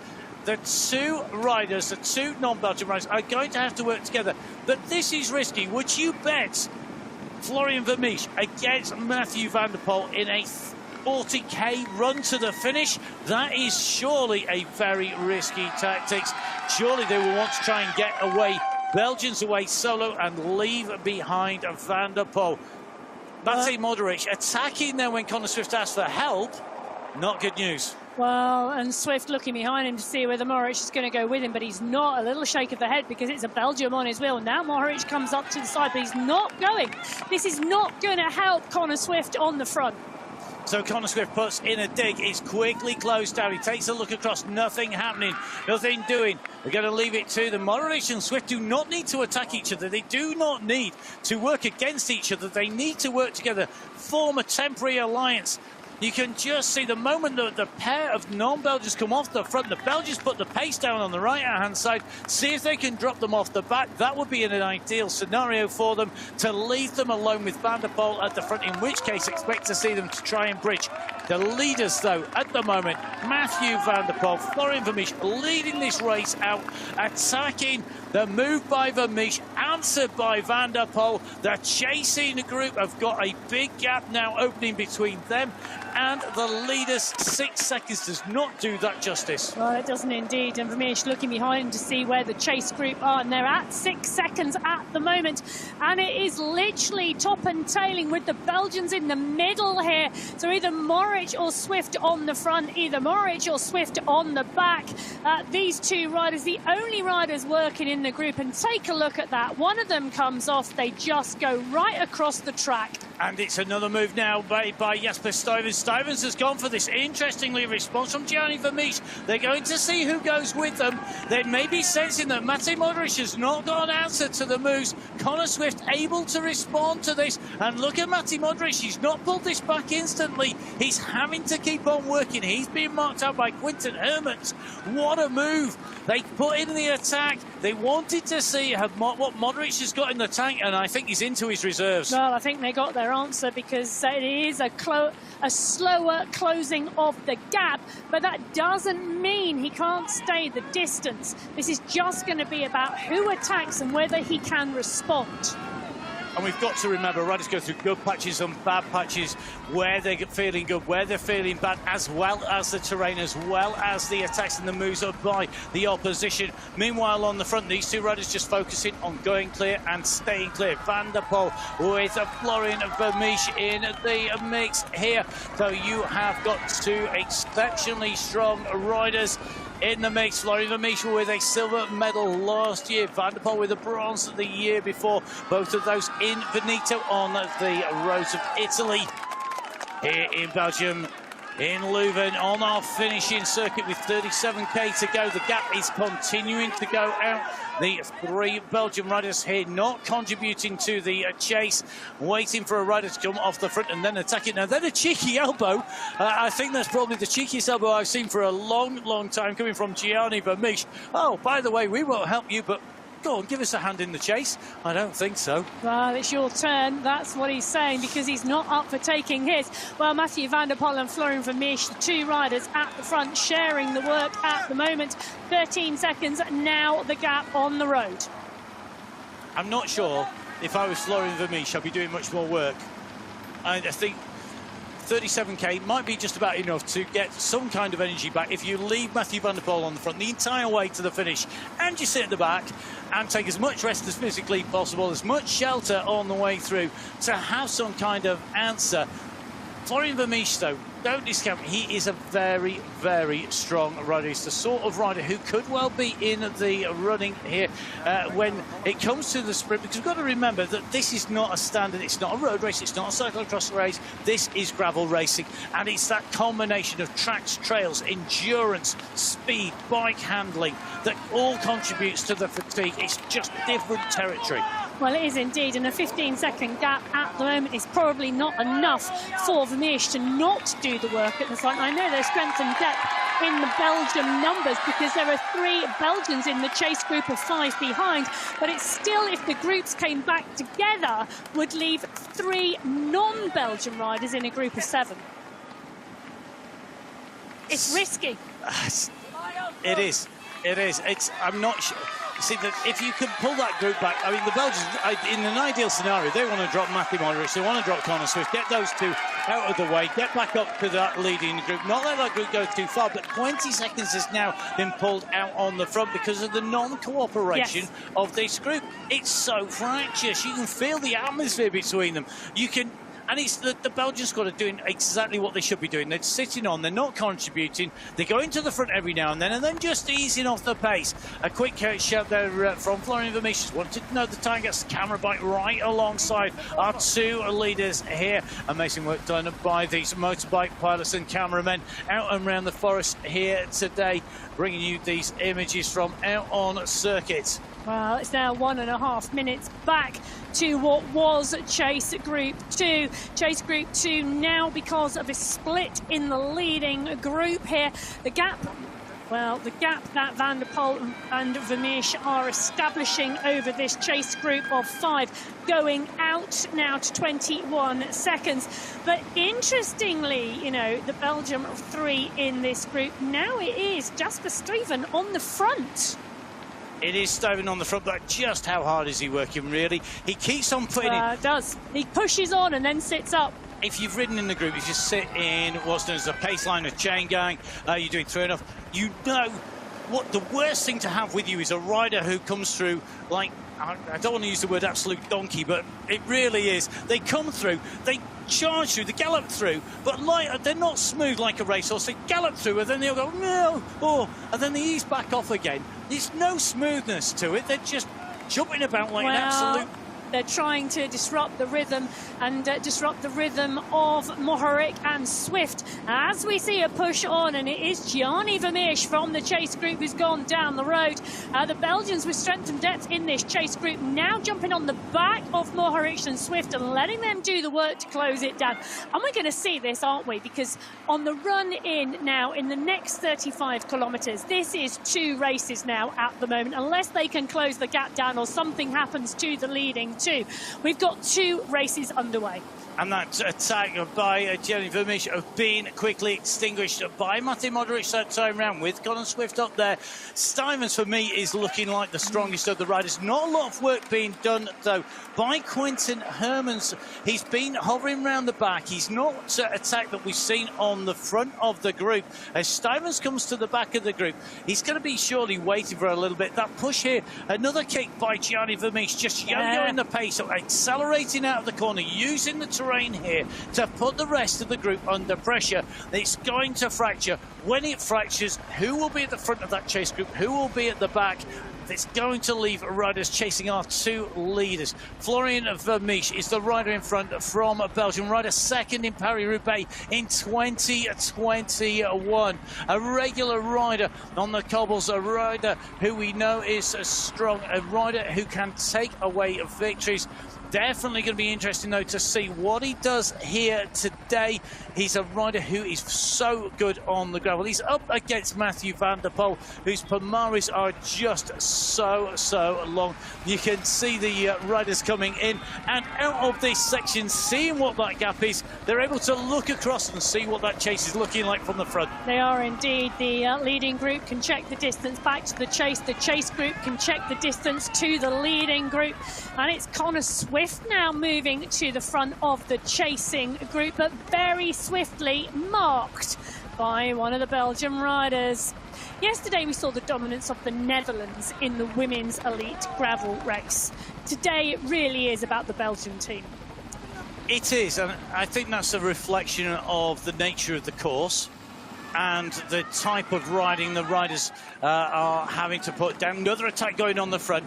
We've seen what is classics racing in this area without necessarily having the bergs that we would normally expect on the classics. And this time round, the Belgian riders have fired 2 riders up the road, and it is sticking.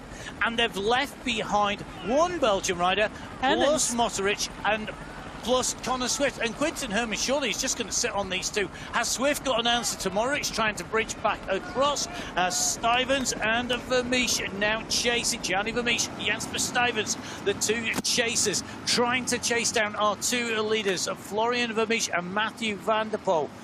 Just going back to that point there, I think realistically, because of the type of terrain we've got, because of the lack of altitude, because it isn't mountain bike marathon type territory, which some of the gravel racing really does enter into, then you really are going to see fast riders. You're going to see riders who've got a good background inside low cross. You know, don't discount the background of riders like the riders at the front of the women's race. Trying not to give away any spoilers here. No spoilers. But also the same here, and we've seen good road riders, good cross riders. Matej Modric just foot out, flat out around that corner there, left foot out, a little bit of a bobble from him. It shows you the speed he was carrying into that corner to try and close this gap down. These are all great off-road riders, but the terrain, I think, suiting riders who've got a background racing in the upper levels of continental European sport. Well, it is really interesting, and the changing technique and road surface here.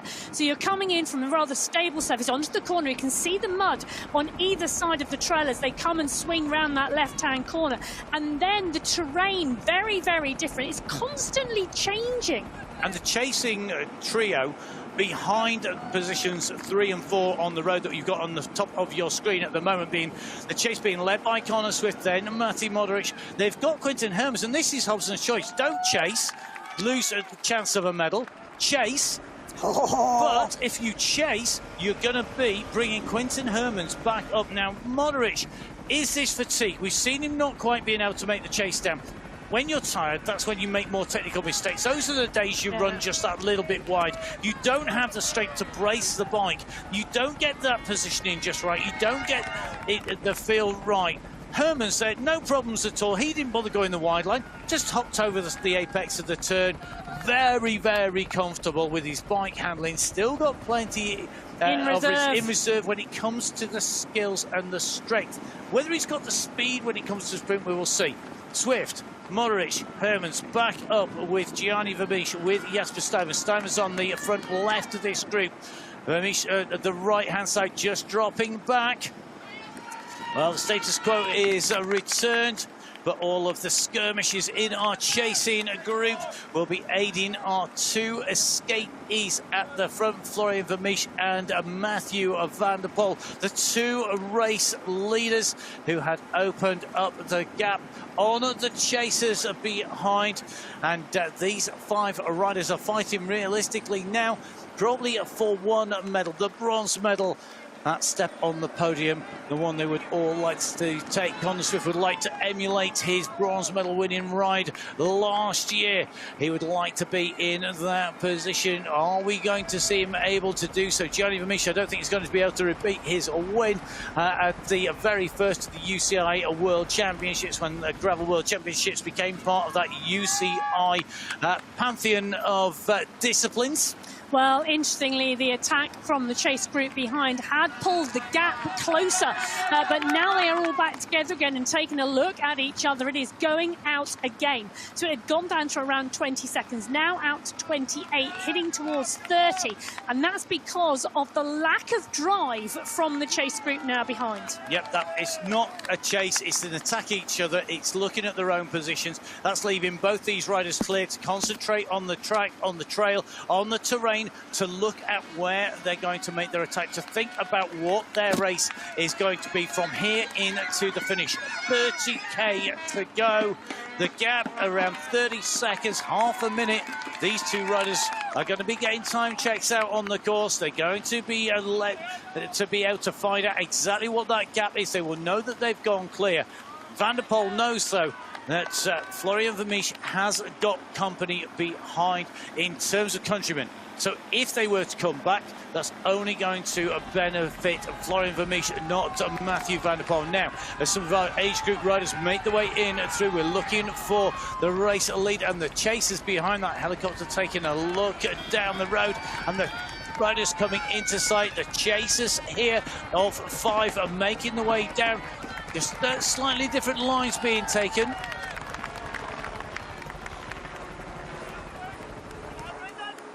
So Connor Swift taking up the running as we come in to this same section, diving back down into the Woodland once again. Matej Modric sitting on his wheel. They've got the 2 prime spots in terms of seeing the terrain and being able to hold the wheel. They're going to be relatively safe from incidents. They're not going to be taken out not as likely to be taken out by another rider when you're up on the front.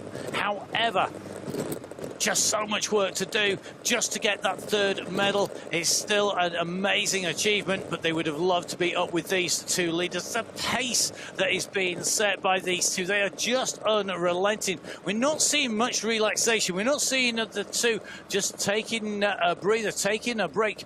Vandero just reaches into the pockets there. I think just popping the, I think it was a gel wrapper back into the pocket. The quick gel, then back in. He's up onto the pedals, and when you see Matthew Vandero just starting his body, usually it's super smooth. It starts to rock, he starts to move backwards and forwards a little bit. That's when he's starting to pull on those pedals. Well, these paths and trails down the edge of the woodland, one specific line, and you can see them coming through the mud and all trying to get, well, both of them trying to get to that core line. That turn around, that left-hand turn there, that is the key moment. We saw Vandero smoothly round the inside. Flemish ran wide. The gap opened up. That was potentially the moment. Vandero drives on, but Florian Flemish is able to answer. He's coming onto the back wheel at the moment. He's having to carry a lot of speed into this section. He's closer down to Vandero. He's on the left-hand line. He hops back up onto the wheel, though, and he has brought him back. That could have been decisive. One little line choice, one little difference between the two riders. On the entry into that corner, Vandero had it nailed. He went on the inside. He opened the gap, shorter line. Flemish not only was on the longer line, he then had to hop across into that tighter line. Once he did so, he had to chase back on. That is energy he can't afford to burn. Well, and there are a number of those sections now in the next 28 kilometres, the final 28 kilometres of this race. Some of these paths and trails are very technical due to the terrain, but also the conditions. Well, the chasing group now starting to string out. We are starting to see the gaps open up behind the lead here. That looks like that is going to be Swift on the front, who's just setting the pace. Then Moderich at the back of this group. Gianni Flemish, who was attacking not all that long ago. This is that same section coming out from one woodland, going into the other. And it looks to me like Gianni Flemish just being distanced. Now, it's the front two push now. Surely this is the time to move. You've got a gap behind Matej Moderich. Take a look back. You're going into a descent. They're going to have to take risks. You're going to have to push. You don't risk it, you ain't going to get that biscuit. Well, and the question is, those two really need to work together. So Flemish off the back of the group, Moderich and Swift on the front. Those two now need to drive on to chase these two, because this is the lead of the race. 41 seconds up the road from the chase group as they continue on this small climb. The crowd's absolutely cheering them on now, as yet again the ground conditions change. Two claw lines here, both side by side on this one concrete path. The grass in the middle, and now it is Vandero taking the lead. And Vandero really hugging the left-hand edge of that right-hand track. Flemish very quickly behind him, that habit of just sitting on the wheels, sitting directly and like getting the maximum advantage in terms of aerodynamics, but also in following the smooth line. If the race leader's on there, using that line, it is going to be a good one.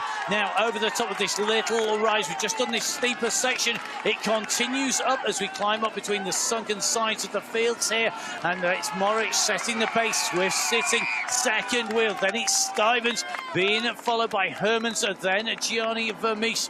They're on the left-hand side here. They're just going to go around another of our riders in the age group who pulls to one side. Some great sportsmanship being shown by the riders in those age groups. As Moderich says, I've done enough. Somebody else can take a turn now. This is a fantastic side tracking shot here of Connor Swift and Matej Moderich on the front. Moderich takes a look over his shoulder. At what point would these two need to start employing some tactics? Moderich just let Swift go up the road and call the bluff of the Belgians, make the Belgians work. Connor Swift, let Moderich go up the road a little bit, not chase him, put Moderich on the front, sit second wheel, let him go up the road, then make the Belgians work.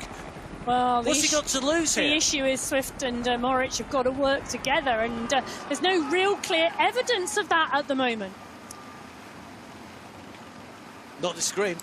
Not disagreeing at the moment. The two riders that do look to be doing the most cooperating on the circuit that we can see are Mathieu van der Poel and Florian Vermeersch. Van der Poel using all of his cyclocross skills that have taken him to 6 World Championship titles in cyclocross and taken him to the World Road Championships in 2023. In Glasgow, taking the wins in races like Milan-San Remo, the Amstel Gold on Strada Bianchi. Those races showing just how competent he is across a multitude of surfaces. A rider who, when he goes and races the Mountain Bike World Cups, is feared by the rest of the riders. He's so strong. However, Florian Vermeersch has had an answer each and every time so far. He was the only rider to go with Van der Poel. He's the only rider to stay with him. He's sitting in his wheel tracks, and Vermeersch has got teammates behind that should give him the advantage to just sit back and let Van der Poel do the work. The gap has been growing and growing substantially since the attack from Swift and Mohoric has been brought back together. 50 seconds now with 26 kilometres to go. So Florian Vermeersch and Mathieu van der Poel, the two riders leading this race at the moment, coming to the brow of the hill in the Woodlands. They're going to start on to the flat run in as we drop back in with the chaser group behind. Matthew Modric holding that left-hand line on the cobbles. The riders on the right-hand side jumping onto the concrete of the farmyard there as they come back in towards the Woodlands once again. And at the back of the group, Gianni Vermeersch just sitting back off this group. The two leaders going through. Van der Poel on that little climb out of the saddle, showing just how steep it is, just using his body weight, kicking those pedals around. Now I'm going to take a little bit of a look back here at the face of Van der Poel, just hitting those bumps. Look at the face of Vermeersch. He's just focused, laser-like focus on the back of Van der Poel. Does not want to give him any ground.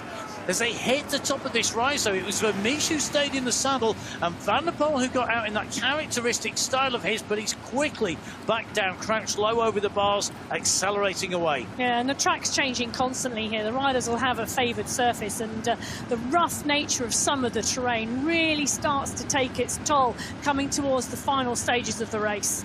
Big look across from Florian Vermeersch, Mathieu van der Poel. Couple of words exchanged, couple of gestures as they came in through the request there from Van der Poel to come through to do some work. The lead motorbike just going past another group of riders. They're going to see the race leaders coming through. This is where you get a real indication of just how fast our potential world champions are riding. Well, you watch them on the TV. When they go past you like this at the World Championships, you suddenly realise just how fast they're moving. And you can hear the shouts of encouragement coming up from the riders that they're coming up past. Remember, anybody who's qualified for these World Championships in their age group, they're in the top 25%. They are not slouch. This is not a couch potato versus a world champion. These are great riders who are seeing the speed and pace of world champions go past. Matej Modric, the defending champion, on the move. He puts in that dive. It's just instantly pulled down. Yeah. If this comes to a sprint, yes, the Stuyvesant surely has got an answer to any of these riders in a normal situation. Well, not so sure now. Mohoric was looking under his arm within 5 revolutions of that attack. He wanted to see immediately whether anyone had gone with him. It wasn't really about commitment. I'm not sure how much of a commitment for Matej Modric is. I've seen him on a downhill, but I have to say, I agree with your point. He was looking instantly. He wanted to see what happened. He didn't want to expend any more energy than he needed. He wasn't going to keep on pushing. If somebody was glued to his wheel, now Mohoric goes on the right-hand side, squeezes on the pedals. He's taken another look behind. He knows that there's not going to be a push. Meanwhile, look at this. Yeah, but look what happens. Gianni Vermeersch sits back, he eases off, it pushes Connor Swift off the back. Connor Swift has to dive over the top, which means that he can then be closed down by Stuyvesant. This is just absolutely tactical rule book 1, 2, 3 and 4. They know all the moves, they know the answers, they know the counter moves. You know, any one of these riders, they're like chess grandmasters. They know the move, the counter move, and 6 moves, 20 moves ahead. They know what they want to do, and that's part of the problem for them. They can't put a surprise move in on them. Well, but Swift and Morris know that. They know they've got 3 world-class Belgian riders with them. They know they're going to play team tactics with them. They know exactly what is going to happen time and time again. It is a case of holding your nerve or knowing where your strengths are and if you can attack. We will see what happens as the riders continue in through the forest to the south of Leuven here at the 2024 Gravel World Championships. Our 2 leaders at the front of the race, Mathieu van der Poel in the orange of the Netherlands, right on his wheel, Florian Vermeersch of Belgium. There are 2 race leaders, over a minute clear of the chasing group of riders behind. The chasing group contains 3 Belgian riders, Jasper Stuyvens, Gianni Vermeersch and Quinten Hermans. It's got Connor Swift of Great Britain and Matej Modric, the defending champion from Slovenia. All of those riders want that bronze medal.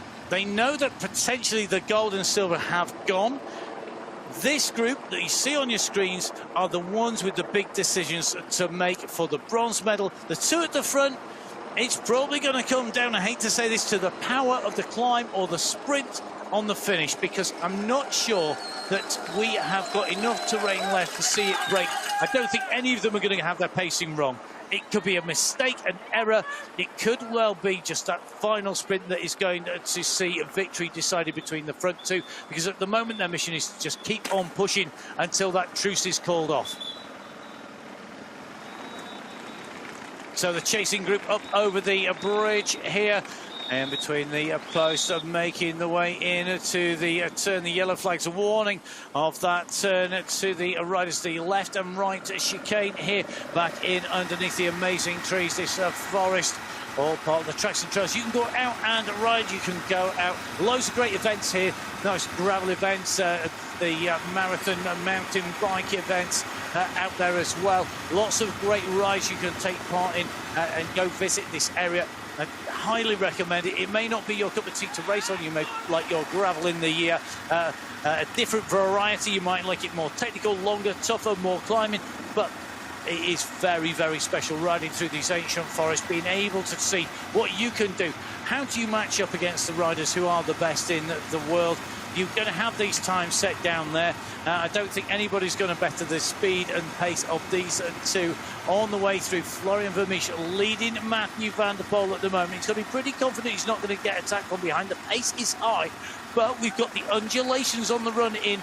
Could well change this. Van der Poel back out of the saddle, just tapping that rhythm out. No, he is indeed tapping the rhythm out on the back at the moment as they're on the run in towards Leuven. Again, they're coming up towards the 20-kilometre to go mark, and the time gap is just getting bigger and bigger now. Whilst these 2 race for the gold medal, the group behind, it's tactics, tactics, tactics for the bronze.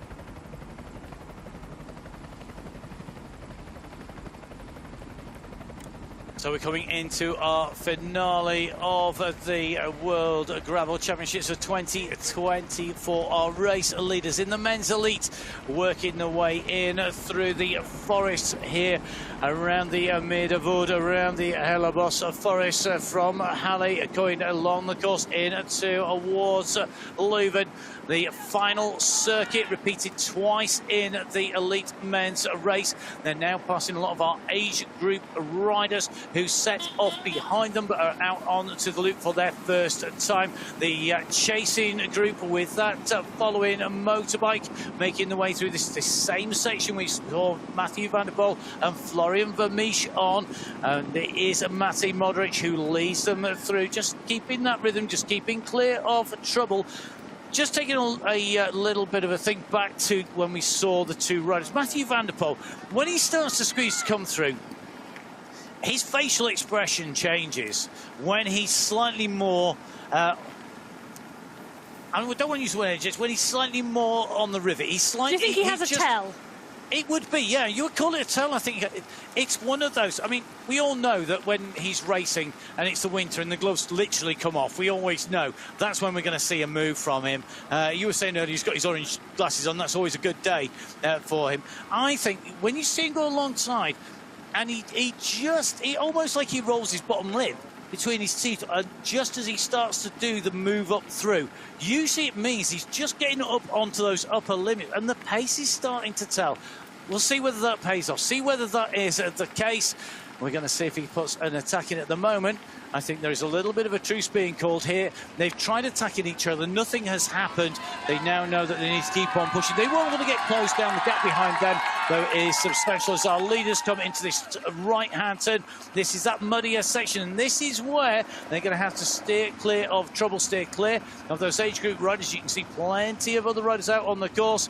And at the moment, Florian Vermeersch are leading the duo on the left-hand side of the course. They're actually going past some of our elite riders at the moment. I think that's Thibaut Sabatier of France. They've just gone past, who set off at the same time. They're one full lap in front. I can tell you something interesting going on behind at the moment, because through the 159.5 kilometre mark, this group are indeed Chase Group 2 on the road at 1:24.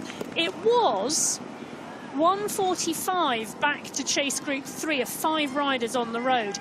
The time gap had come down from 2 minutes 5 kilometres before. So the gap back between Chase Group 2 and Chase Group 3, whilst still significant at 1:45, is closing. And time is running out for them to close that down. I'm not sure they'll make back that 1:45. It's going to be interesting to see how that plays out as the motorbike and our 2 leaders keep on rocketing past riders here, showing their pace and speed. This damper section here, it is muddier. There's more moisture, there's more held by the tree leaf fall that comes down. There's more in the soil, in the subsurface here. We've got big muddy sections at the transitions as you come in and off these tracks. And at the moment, these 2 riders keeping that pace high. They don't want to be pulled back. 1:27, well, it's not insurmountable. One mistake, one error that puts you on the floor, and that will be enough. You can see the speed they're carrying them as they go into the centre of the track. They are washing across this track so quickly. The motorbike tracking behind, trying to keep pace with them as they make their way in through.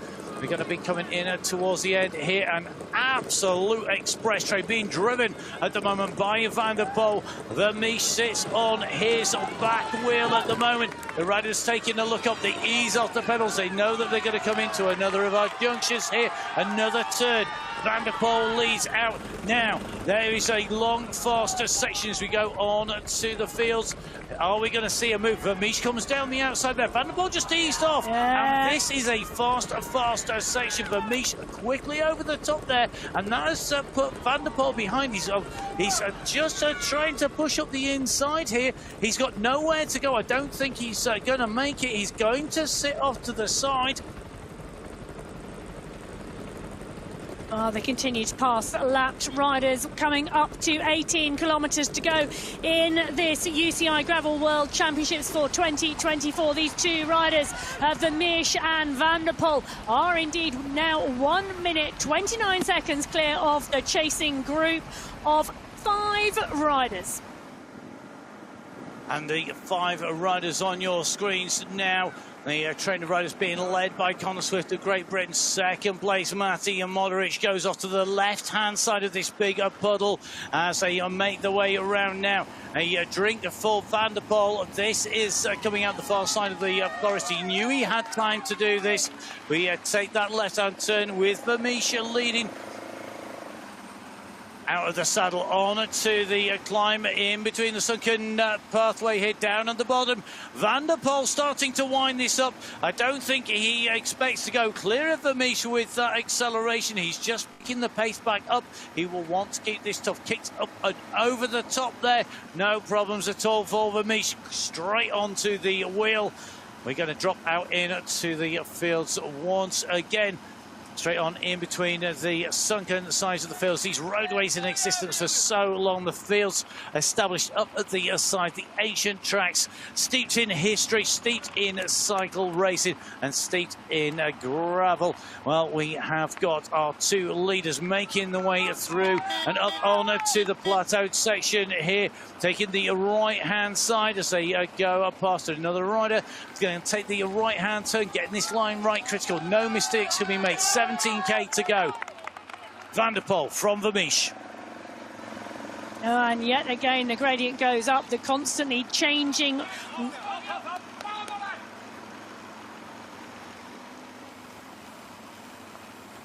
So leader on the front, it is Matthew van der Poel. Chaser behind is Flemish, continuing to push, continuing to hold a station here as they go up at the climb of that little kicker. It's about keeping pace, keeping position, making sure you don't lose the ground. Do not make a mistake.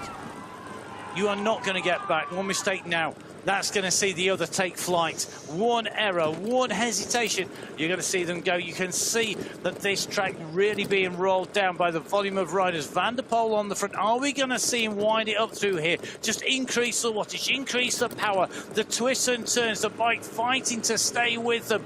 And the riders making the way at the front here, in between, hugging the right-hand side here. This is that left-right turn here. Well, you can see the mud, you can see the bike slow down, and Van der Poel and Flemish push on round that corner and up the trail. The track's constantly changing, the conditions constantly changing, and the riders are really motoring on the front now. Yep, this leading group of two being tracked by the motorbike, and you could see there that the motorbike pilot is indeed the cameraman as well, with that helmet cam. Following these riders, can't put the rider and a pillion cameraman because of the terrain, because it is so difficult to get through that section. So utilising the technology that brings you this fantastic race, the Gravel World Championships for 2025. 15k to go at the front of this race. We're getting in towards those last 10 miles, where we're going to see who is going to take away the bronze medal, the silver medal, the gold medal, and of course that rainbow jersey. Well, the battle is on at the front between Flemish and Van der Poel. Those two riders battling out for gold and silver. 5 riders in the chase group at last count. Well, it's still 5 minute 30 seconds back. Still 1 minute 30 seconds back. The gap is not changing. The 5 riders now onto this run down past the equestrian centre, continuing to battle each other. There's a bronze medal at stake in that chase group. There is, and I think that's realistically all that they can hope for now, and has been for some while. That's where their attention needs to turn. The riders at the front of this race, Van der Poel and Flemish, round this turn, cheered on by the crowd as they hit the tarmac. This straight run through, going to give them a little bit of respite from the vibration from the bumps. The 5 chasing riders come out from that long sweeping turn, taking to the left to avoid the deep mud in the middle. Little bit of a gap opening up to Leuven here, and Gianni Flemish at the back. Riders number 4 and 5. If Swift and Modric took a look back now, they maybe think this is the time to kick on as we come up past the Steenberg Chapel there. That's where our riders are at the moment. They're just going to head in past Zuidwater and the infamous coastal on the lake. Well, these two riders, they've no time for volume, they've no time to go hunting in the woods. They're hunting for a World Championship title. This is going to be about who can take this. Can Florian Flemish put his name on a rainbow jersey? Can he take away a world title? He does not have one yet. Well, that silver medal last year, he wants to go one better. Van der Poel took the bronze in 2022. He's going to want to see his return on to the top step as well here today. These two is going to be a royal battle between the two for that gold medal. They've got 14.2 kilometres to go, and the gap, well, now that is really stable over that 1 minute 30 mark. So Florian Flemish now, how does he unlock the puzzle that is beating Matthew van der Poel? What tools does he have at his disposal? Can he open up the door that will let him in to take away the win? Van der Poel, of course, the rider that is known to be the favourite. Before we came into this race, he was the rider to beat. He's the rider on the front. He's getting a lot of local support. A lot of these riders at the side here will have had the pleasure of watching him in action before. For some, it'll be the first time. It's definitely an experience of watching the world's best riders, the world's best racers in action here today. Florian Vermeersch goes over the top now. We've got a little bit of a drag here. If you remember from last night, we've got the undulations, we've got the gravel, we've got the cobble kicker going up. The crowds are thronging the sides here. They've made the way from out and round the course. And now the riders are being packed into the sides. And a move from Van der Poel in the middle of the crowd. Van der Poel kicks and Vermeersch has nothing. He has gone. He's opened up. It's opening up metre by metre. Look at the difference in pace. Van der Poel has done what Van der Poel does. He has kicked clear, and Florian Vermeersch doesn't have an answer. He has to content himself with pacing himself into that finish. He's now in no man's land between the race leader and the pack behind. Well, the message has not got back to the pack behind because they're still all over the road. But at 13.2 kilometres, Mathieu van der Poel put an attack into Florian Vermeersch, and Vermeersch had no response. Well, the group now looking at each other. This is Chase Group on the road. 5 riders, 3 from Belgium, have been controlling the group. Watch this move from Van der Poel. He just goes down the left. They were packed in by spectators. He wasn't worried about that. He dived down the left. He stamped on the pedals. A huge gear he's going up there. To just sprint like that on the flat. Never mind up this gradient. And there was zero response came from Vermeersch. He clearly is on his limit. He has ridden a phenomenal race, but he had no answer when the move came. Race leader solo Mathieu van der Poel of the Netherlands on the front of the race, looking to add another title. It'll be his first gravel title if he takes this to the finish, to add to his multiple titles in cyclocross, to add to his road title as well. He will want those rainbow bands. He knows what it is to be a world champion. He has to keep it together. And remember, with 12 kilometres to go, puncture, crash, issue, blow up, anything could happen. It shouldn't do. Touching wood, this is just a run about ability and skill. But when you are on the limit, that is when things start going wrong. Is he on the limit? I'm not sure. That's a rider who looks like they're on the limit to me. Well, Mathieu van der Poel has found another gear now and left Florian Vermeersch back down the road. This is the Chase Group. They were behind, and well, they are now on the climb where Van der Poel put his attack in, but there are no attacks coming here today from the Chase Group of 5. It's Connor Swift on the front, Martin Moritz from Slovenia in 2.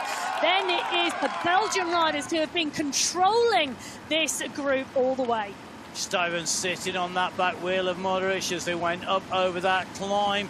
It's got to be a matter of time, surely, before the Belgians start attacking Modric, start attacking Swift, and start to try and put another rider up onto that podium. They'll want to maximise the result from this race. That may not be a victory, but they will want to take away at least 2 of those medals here today. They've got to start attacking. Likewise, Modric and Swift have to think, how do they shake off the Belgians? How do they go clear of the team as the race leader comes in here? Just eases off, super smart riding. He is maybe a little bit early there, just to make sure that the riders in front of him have got cleanly around the corner before he closed them down. He didn't want to be having to sit on the wheels as they came around that turn. Now, one of the riders is going to get the short shrift from the motorbike, who's used the pace here of Mathieu van der Poel to go past. It's one of the Netherlands riders shouting support to him. He's going to just see Van der Poel absolutely fly past the motorbike on his heels. Second place for Vermeersch around that same left-hand turn here. Head through in between the ancient trees, the ancient woodland. He's going to get some sunshine soon. It's not going to be much respite. He continues to push here, just breathing in, sucking in the oxygen. It's going to be another medal for him if he can continue this onwards. It will be his 2nd silver medal in a row, and it will be the 3rd Vermeersch medal in 3 years. Will there be a 4th medal? Will we see Gianni Vermeersch, the rider who took victory back in 2022, right up in contention? Well, at the moment, he's on the back of the group. So he's got to answer the move. You can see Stuyven's pushing on the front. Jesper Stuyven's leading this train out. Then behind him, Hermes being followed by Modric, who's glued to the wheel. Connor Swift just working to get onto the wheel here of Modric. the moment they get back, Stuyven sits up. They know that they're all back together again. They've not shaken anybody else off. And they don't even need to attack. They can just let one of their riders drift off the front and make the two non-Belgian riders work to close that down to try and nullify the attack. I think if I was Matty Modric or Conor Swift, I'd absolutely refuse to be going on the front here. I'll be on the back. It's not about making friends here in this situation. This is about looking for a bronze medal. It's about being a rider who is not mugged by the three Belgians here and taken out before that finish. One man who's clear of all of the politics, all of the tactics. The man on the front, one mission, one finish line, one gold medal, one rainbow jersey at the end. Can he do it? Well, this is the rider who many thought would be doing this from the start. He went clear.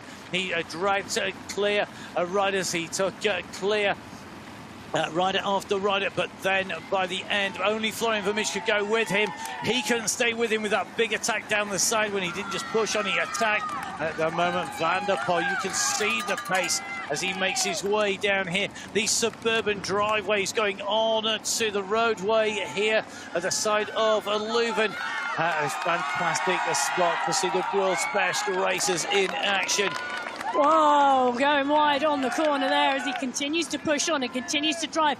He's within sight of Leuven now, 9.4 kilometres. This is the run in towards town. As he gets into town, there is that short, sharp, cobbled climb on the run in. There is the last section of gravel and then that final 1 kilometre run to the finish line. Florian Vermeersch chasing behind down that same section of roadway into this same right-hand turn where we saw the pace of Vandero take him up onto the bike path at the side of the roadway. Is Vermeersch doing the same? No, he's not, and that's a clear indication of speed and pace and intent. Vermeersch not carrying as much speed, not running as wide on that corner, carrying less pace through.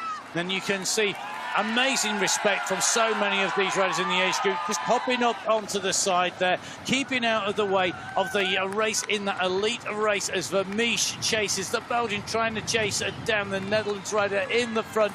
The man who is clear, Mathieu van der Poel, race leader and race winner elect at this stage. 8.8k to go, 36 seconds from P1 to P2. Position 1 on the road, position 2 on the road. That is Van der Poel to Vermeersch, 36 seconds. Now, this is where things get a little bit trickier. When we get tight in on the run into the city, that is where, if you do come up behind somebody, you could lose a few seconds. Van der Poel's got 36 in hand. The gap back behind them to this big chasing group at the moment. Well, our clock's showing 2:16. Yeah, indeed. 2:20 at the last time check. It's fluctuating around that part. And then it is around another 1:20 back to the chase group of 5 on the road. So the gap's now really significant as we run into the last 8 kilometres. Van der Poel in 1, 39 seconds clear of Florian Vermeersch in 2. The chase group, this chase group of 5, the bronze medal is likely to come from this group at 2:20. 2:20, 40. And our leader. Shortly game over now for the gold and silver first and second positions. Now, a little bit of a shout to how far back I think that was. That'll be interesting. These riders wanting to know the time what gap checks they've will got. have been coming. The group behind are closing. They've gone from 3 minutes down to around 1:20. So it's not long ago you were telling us it had gone from 2 to 1:45, so 3 to 2 to 1:45, now to 1:20. That is still coming down. They can't relax because they will get caught, and this is the issue they're going to have. Too much finessing at this stage, you're going to be in trouble. And that's the issue. Because this group have been so concerned about each other, they've not been paying attention to behind. And it was a 3-minute gap. They were well and truly clear. But the gap to that group now coming down, because they are driving forward. This group, well, the chase group, we're not watching the group at the moment, the chase group of 5 playing around.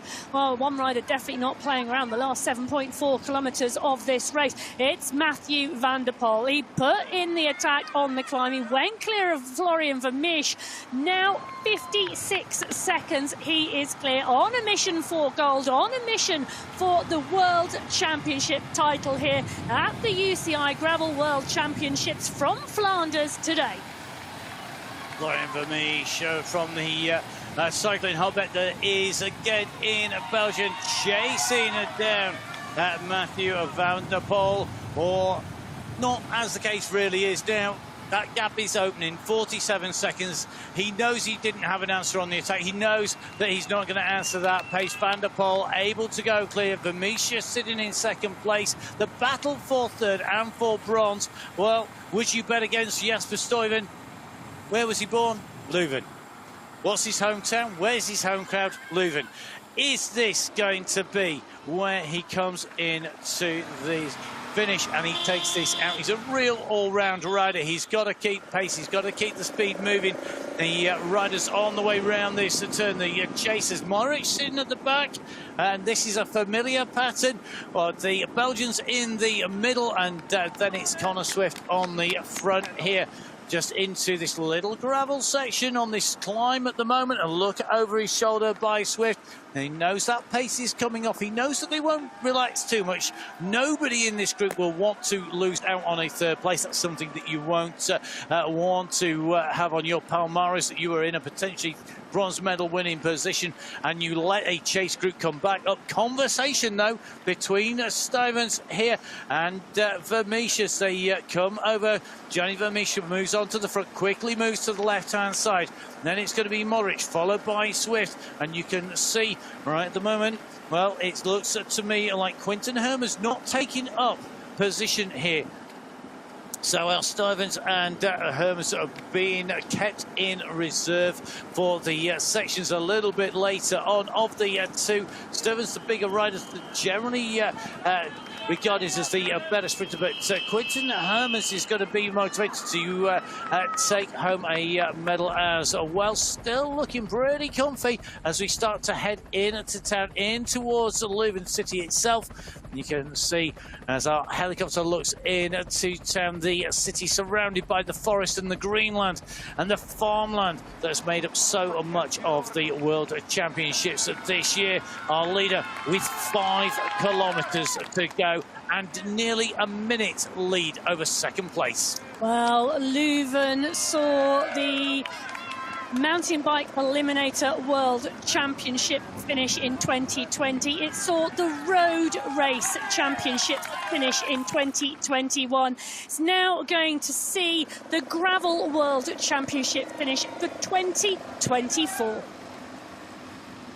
And I'm sure that the Road Championship's going back to Leuven as well. I think it's 2030. Don't quote me on that. I'm sure I'll get slaughtered on social media if I've got that wrong, but I'm pretty sure it's Leuven for 2030, because Nico Mater, the absolute legend on the mic speaker that you will hear in the finish, I think has said that he's going to make that his last race, if I remember correctly. It has been a long weekend, watching a lot of gravel racing on the way through, keeping up with all of our riders, the action and the racing here today and yesterday. A fantastic weekend, a fantastic festival of gravel racing, and for me, that massive community of gravel riders all coming together to race the World Championships is what gravel is about, and we're seeing the best riders in the world to race this out. The 5 kilometre marker is in front, and now alongside our race leader, the caption says 4.3. I'll let you work out or guess which it is. I think, to be brutally honest, it doesn't matter. He's clear. This surely should be his. He can't make a mistake. That gap will come down, but he can afford a slight mechanical issue if that were to happen. But he's kept it clean. He's kept it smooth. He's looked after that bike so far. Now, chasing a group. Connor Swift back on the front here. Can we stop calling it a chasing group at this stage? I think we probably can. I think we can call this the battle for third. Well, let's call it the battle for third then. Why not? The battle for bronze. Careful. Alliteration. Indeed, a theme of the commentary box for several hours earlier on today.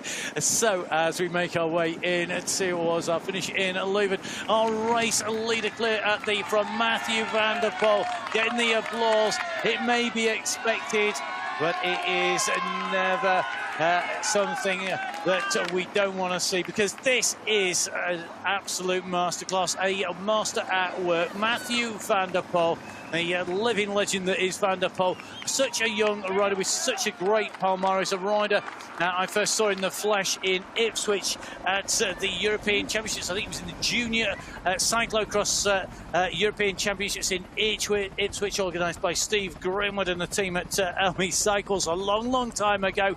Do you know what? He's got that same fire, that same fun, that same love of riding now that he had then.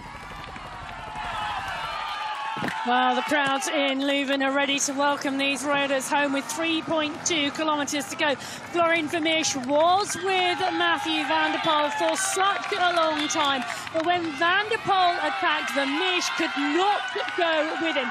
He's clear now, 49 seconds behind Van der Poel, but over 2 minutes clear of the group battling for bronze at the moment.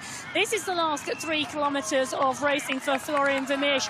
He has to get the bike across the line to take the silver medal.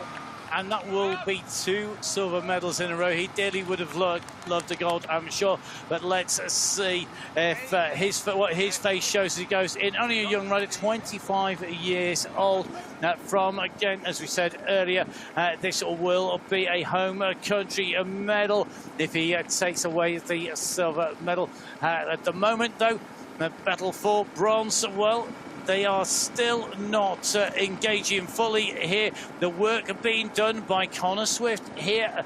He's been forced into that position, a workhorse of the Donny chain gang when he's out and riding around his hometown roads.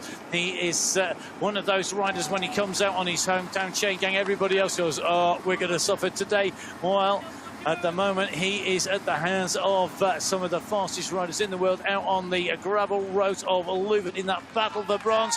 Leading the race out, though. Look at the speed Mathieu van der Poel is taking around here.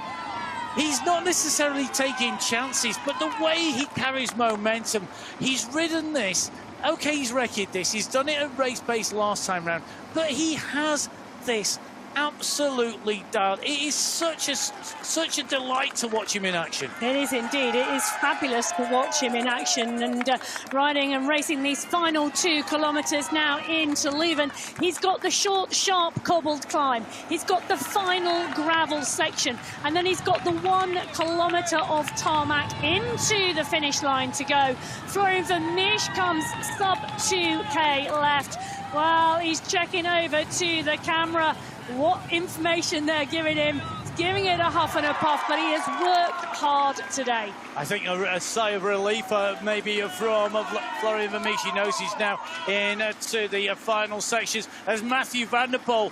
Is there no slowing this man down? He's onto the climb. He's out of the saddle. He sprints up so fast he can make the other riders jump out of their skin as he goes past them. He has ascended this for the last time today, and listen to the crowds at the side. They knew who was heading their direction. They're seeing him in person, the leader of the race, with just under 1.5 kilometres to the finish. He goes on to this gravel section now. He can pick his line. He doesn't need to take any chances at all. Just wants to keep that bike in one piece to make it to the finish safely and smoothly. Just searches that wider line, that smoother line around the outside of this long flowing bend around the edge of the parkland here with the rainbow stripes on the ground. Welcome to Leuven, it says. Welcome to Leuven, Mathieu van der Poel. You'll be getting the real thing to pull over your shoulders soon as Florian Vermeersch is on to the climb. A little bit more laboured, less bounce, less spring, but you know what a ride from our Belgian rider here today in second place.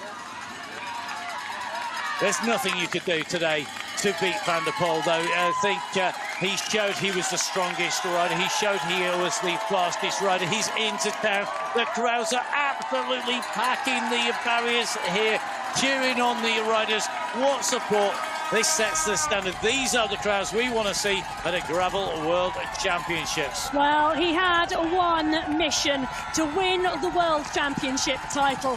And he is coming now towards the final straight here in Leuven.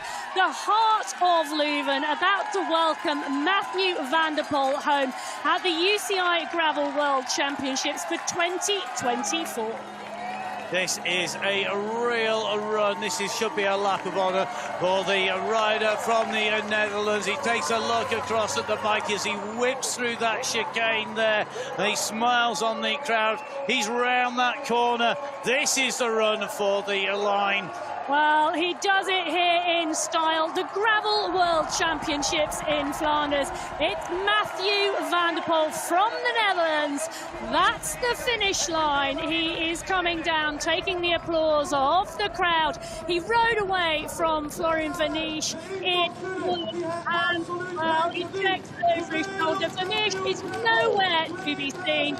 Mathieu van der Poel taking the applause of the crowd, taking the World Championship title here for 2024 in Leuven. Your UCI Gravel World Champion, Mathieu van der Poel.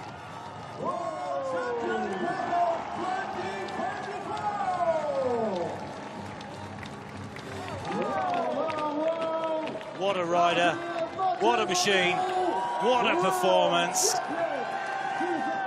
An absolute masterclass from Mathieu van der Poel, racing to his strengths, not worrying when they were able to close those gaps down. He has time to celebrate before our second place rider hits the line. From Belgium, it is going to be a massive round of applause. The rider from Ghent making his way down the finish straight here in Leuven. It is Florian Flemish who will come down to take away the silver medal in the 2024 Gravel World Championships. What a ride, fantastic performance, 2 silver medals in 2 years.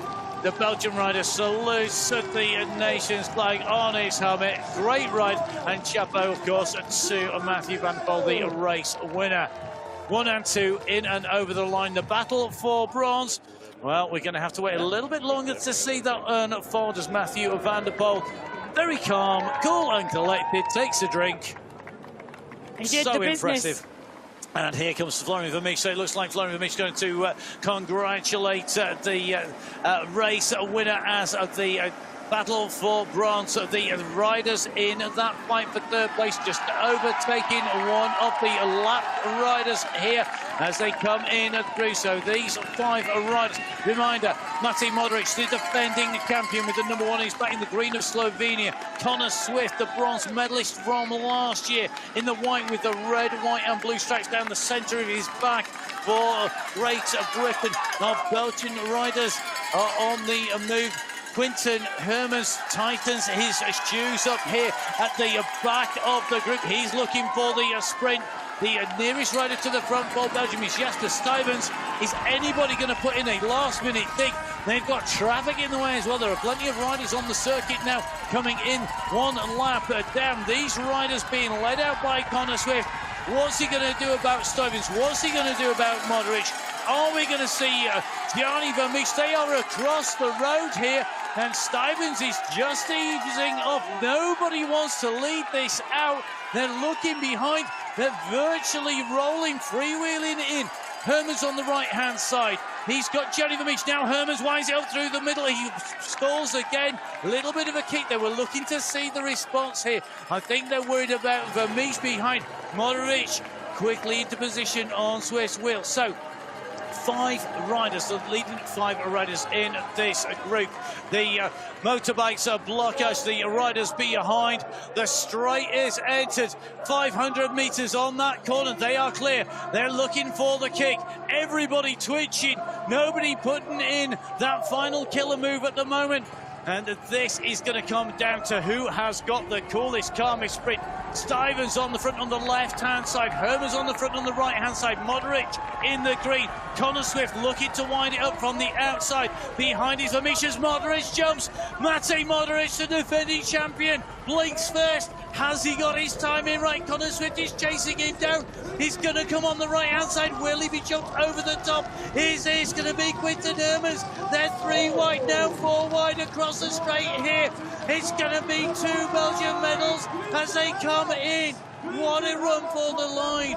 They wash them away. What a sprint finish. What a run in over the line at the final run to that line. Quinten Hermans, what a ride. He was tightening his shoes up as well. He might. That's going to be frustration for Modric and Swift, but there was nothing they could do with the riders around them. Well, the sprint for the bronze did not disappoint, and we are going to hear from our winner now. These guys can finish end of the race. Mathieu van der Poel, many congratulations. It's of course not your first world title. You have one on the road, you have 6 in cyclocross, but it's the first world title in gravel. How much or how hard do you appreciate this world title? Yeah, a lot. Yeah, it was a big goal for me. It's super nice to add another rainbow to the collection in another discipline as well. So I'm super happy with this one. Is that the most important one, to show yourself as an all-rounder? Not really, but for sure, yeah, it's super nice. Also to finish the season like this, it's amazing. You were very active in the race, already starting at 150 kilometers from the end, I think. Was that the key today, to be very active, to be all the time in the front? Yeah, I just wanted to make the race as hard as possible, because I knew on the local lap, with a big group, it could be a difficult situation for me. So I tried to put everybody on the limit, and when Florian Vermeers went, and we were with the 2 of us, we had a good cooperation. So like I said, it was super hard race, but I enjoyed it, and of course I'm super happy with the title. And you prefer to go all alone instead of sprinting with 2? Yeah, you never know. I have to say, I was also my legs were also hurting, so you never know in a sprint, especially on the gravel bike. So I tried one last time on the hardest part of the course, and I found myself alone. So it's always nice to celebrate like this. Oké, heel erg gefeliciteerd Mathieu van der Poel met deze 8e wereldtitel. Alweer eentje erbij. Uiteraard is er zo eentje op de weg. Dat is misschien het allerbelangrijkste. Meer nog dan veldrijden en gravel misschien, maar ik weet niet. Zie ik dat verkeerd, of is deze wereldtitel voor jou evenveel waard? Die van de weg is misschien nog wel hoger in te schatten, maar ik ben wel heel blij met deze. Die had ik nog niet, en dat is leuk om die af te kunnen vinken. Het is, gravel is toch wel immens populair aan het worden. Ik doe het zelf ook thuis heel veel, dus heel leuk.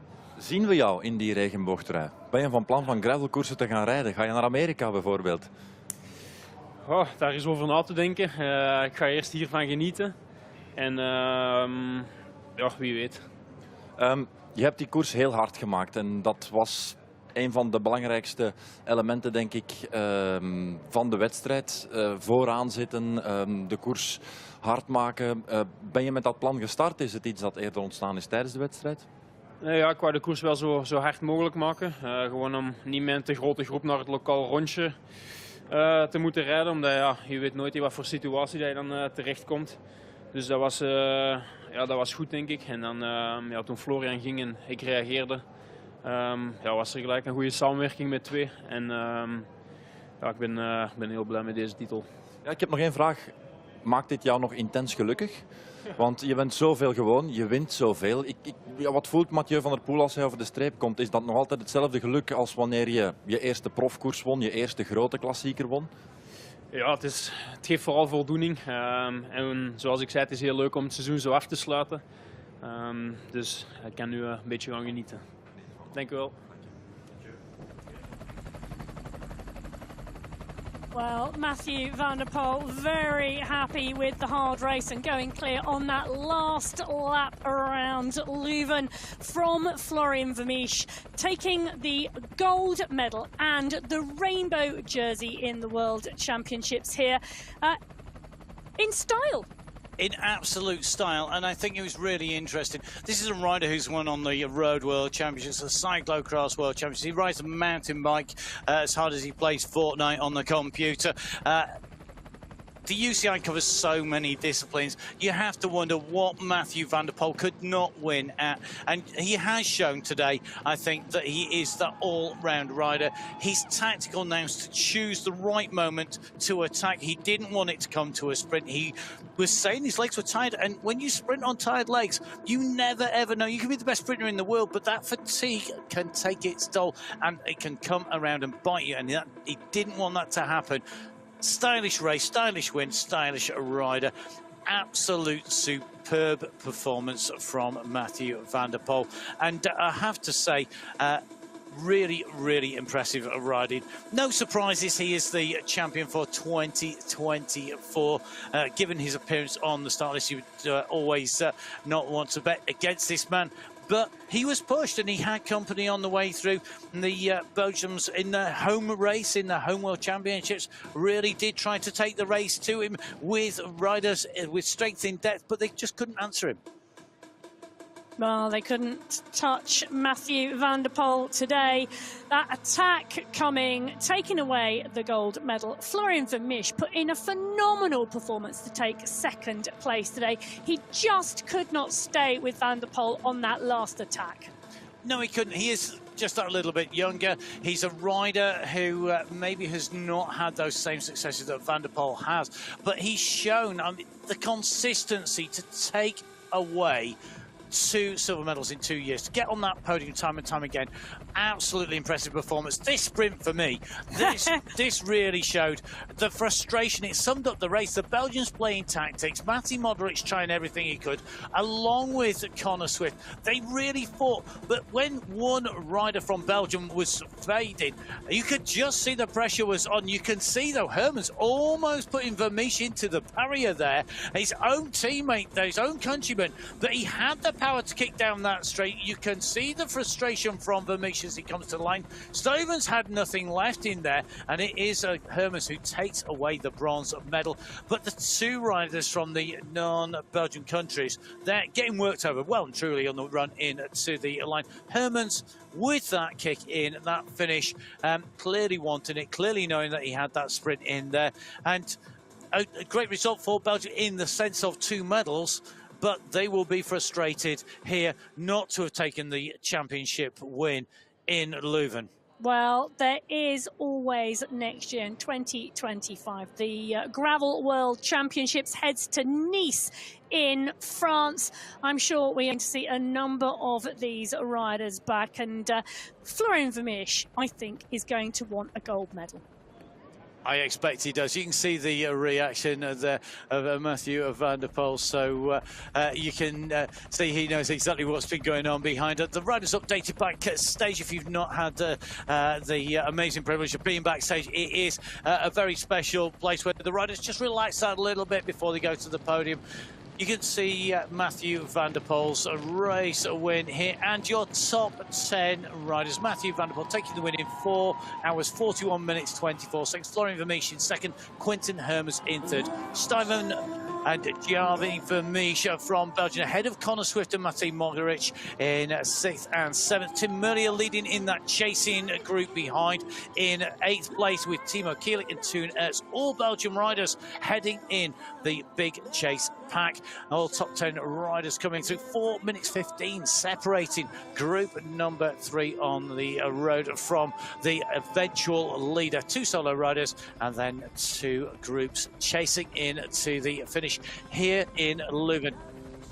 So great racing here today from our riders. Very rightly elation coming from Mathieu van der Poel. A silver medal, 2 in a row. Many congratulations with the 2nd place, because losing of Mathieu van der Poel is not a shame, of course, but how do you look back on your race? Yeah, it was a super hard race from the beginning. The pace was super high, and when we arrived on the local lap, yeah, we were immediately, I think, with a group of 10 or 15 guys, and I knew when we were only with 6 or 7 guys, I had to be one of the first to get away, and ideally to get Mathieu or someone else with me, and that's what happened. And then it all came down to who was the strongest, and I think everybody saw clearly who it was. You felt that already when you were riding with him, 2 guys in front. You knew he would do something on the Capelle-Dreef? Yeah, I know I would get dropped when he accelerated, but I just tried to do the best I could, and in the end it was the strongest who won. You could see it already when he did the turns in the front. It was always a bit longer than me and a bit harder, so then you know, then you feel who's the strongest. Florian Vermeers, heel erg gefeliciteerd met de tweede plaats. Was het voor jou al duidelijk toen jullie met 2 voorop geraakten, het zal voor de tweede plaats zijn? Of ben je op dat moment toch nog heel even aan het denken, misschien kan ik deze koers wel winnen? Ja, je hoopt natuurlijk altijd, maar ik wist al vrij snel dat hij beter was dan mij. Zijn overnames en zijn beurten waren altijd langer en ook iets sneller. Dus ik wist wel meteen dat het waarschijnlijk voor de tweede plek ging zijn. Heb je er het maximale uitgehaald? Ik bedoel daarmee, op een bepaald moment rijdt hij met Swift weg. Jullie moeten erachter de tenen uitkuisen om daar naartoe te rijden. En daar had ik de indruk dat het ook voor jou moeilijk was om daar het wiel van de anderen te houden. Maar ik kan me vergissen, misschien was dat tactisch, dat weet ik niet. Maar kun je zeggen dat je er daardoor het maximale uitgehaald hebt? Ja, daar ging het even enorm hard. En ik had een lange beurt gedaan om proberen het gat toe te rijden op die 2. En toen ik van kop kwam had ik het even moeilijk om terug in te pikken. Dus daar zat ik al volledig op mijn limiet. En ik denk wel dat ik het er maximaal uit heb gehaald. En ik moet eerlijk zijn, het voelt als een beetje als een persoonlijke overwinning voor mezelf. Ik weet niet of er nog iets op het programma staat voor jou, maar is het goed dat het seizoen bijna gedaan is?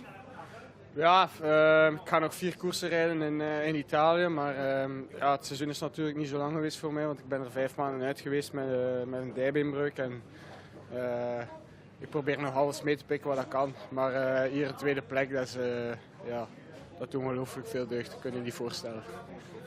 Dank u wel.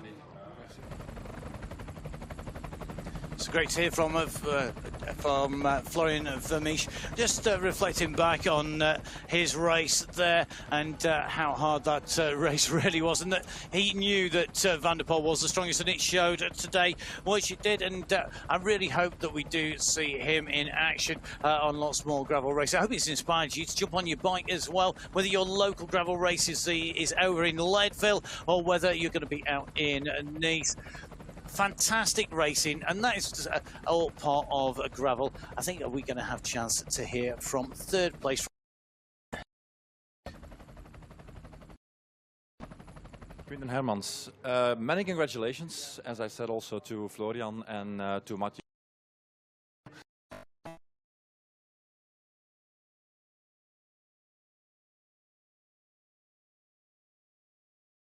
Point on, was it clear for you that that was the max? And to ride together with the team, and I think we did it quite well. But yeah, of course, when Macho attacked already, I think with 120k to go or something, you felt it was gonna be a tough race. Then we had a split with a couple of good riders, and then yeah, we come together. We go into the last lap with I think 7 or 8 riders, and all strong. So. Then you know it's going to be hard to keep the group together, and then Macho attacked again, and then you know it's going to be quite hard to go for the 1st or the 2nd place. But yeah, I'm happy I can finish it off with 3rd. What's your evaluation of this World Championship? And then I don't mean on a personal level, more like the event. Do you like it? Was it a nice day in the saddle? Yeah, it was nice, but of course super hard. I think here in gravel it's really everyone is fighting for their own. There's almost no team tactics. It's just the legs who speak, and it's I think it's a nice event, especially here in Belgium with the crowds. It was super nice. Quinten Hermans, wij hebben de laatste 2 uur van de wedstrijd vooral gezien. Ik denk dat de bedrijvigheid vooral de eerste 2 uur te zien was. Daar is heel veel gebeurd. Hoe kijk jij terug op deze wedstrijd? Herinner je er nog alles van? Want er is misschien te veel gebeurd om het dan allemaal te herinneren. Ja, ik herinner niet zeker niet alles, maar ja, in gravel is het altijd een beetje. Die eerste 2 uur is gewoon constant die druk naar voren die er is. En ja, dat was vandaag niet anders. Ja, iedereen wou van voor zijn. Het was belangrijk om van voor te zitten en dan wordt er gewoon super hard gereden. En dan is het een beetje een natuurlijke afvalling naar het einde toe. Je hebt je snelle benen laten spreken, je hebt je off-road vermogen laten spreken. Dat kenden we natuurlijk al. Had jij verwacht, gehoopt op het podium te staan? Goh, ik wist dat de vorm goed was. Vorige week op het wereldkampioenschap had ik ook echt al goede benen. Maar om nu te zeggen dat ik vandaag op het podium ging staan, er waren toch wel echt sterke renners die aan de start. En ik was zeker...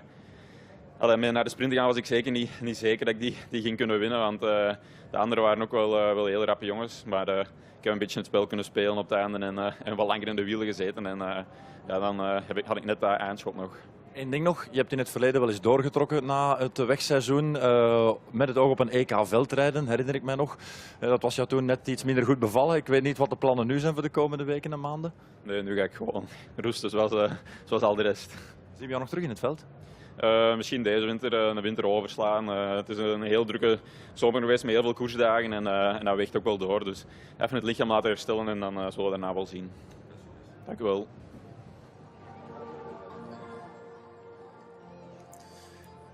Fantastic racing here in Leuven. Great to see riders battling their way in to that finish line in all of the groups wherever they are out on the road. You can see this run for the line a little bit further down through the back. That looks to me like that's potentially Cameron Mason, I think, just coming in, leading that little pack of riders in and home as riders continue to finish here in Leuven in the heart of the city centre. Lots of great racing, of course, to come across lots of disciplines. The UCI, the governing body of cycle sport worldwide, whether that is cyclocross, the season kicking off in earnest in the Northern Hemisphere at the moment. Great races from the United States of America right the way through the continental heartlands, all the way across the globe. Don't forget, of course, that whatever that discipline, whether that's indoor cycling, e-sports cycling, whether you're riding indoors, outdoors, whatever bike you ride, get on board and ride. I hope,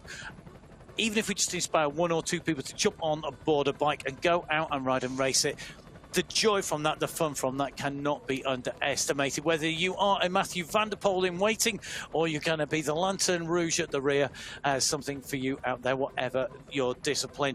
And great to see our riders in action here today. Different World Championships from Veneto. And I think that was reflected in the riders who were at the front. I think it was reflected in the terrain, in the type of racing that we saw. And I think it was a very, very fast race. I think that showed from start to finish. It was indeed, and it, you know, really did. Well, it really was driven from the front the whole way, wasn't it? Whether it was big groups of riders, you know, 30 rider leading pack we saw driven by the Belgium team very early on, to when it split to 16 and then it split to 7, and then Mathieu van der Poel attacked and Flemish went with him, but he just couldn't stay on that final attack. And one of the things that Quinten Hermans mentioned, the crowds around the course and the crowds in Leuven. It's fabulous, isn't it, when the riders really give that nod to the crowds and the spectators and supporters along the way.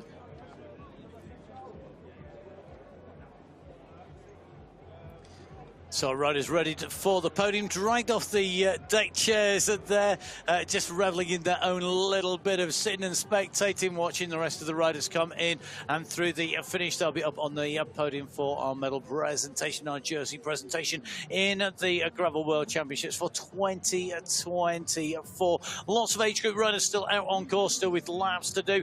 A lot of our riders finishing as they hit the line this time in and around. And don't forget to go on to the event website. You can get there from uci.org and pick up those results, the race hub with all of the links on the website and the full results on there for all of our riders, which is a mammoth job in itself. I've got to say a massive thank you to all of our volunteers out and around the course who made that racing possible today, the lifeblood of cycle sport, really enabling us to bring the race to you today.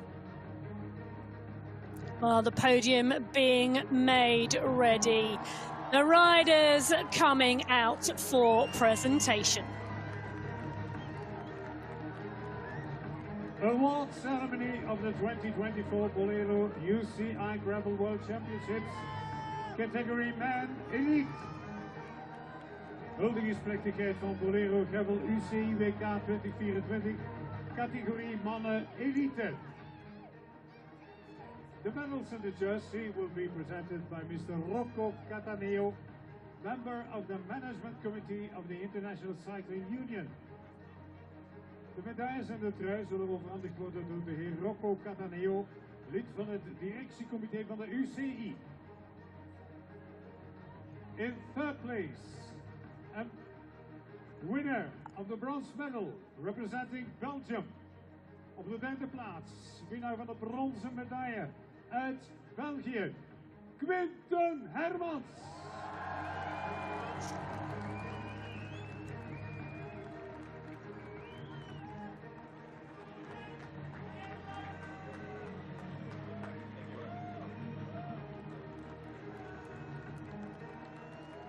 In second place, winner of the silver medal, representing Belgium. Op de tweede plaats, winnaar van de zilveren medaille uit België, Florian Vermeers.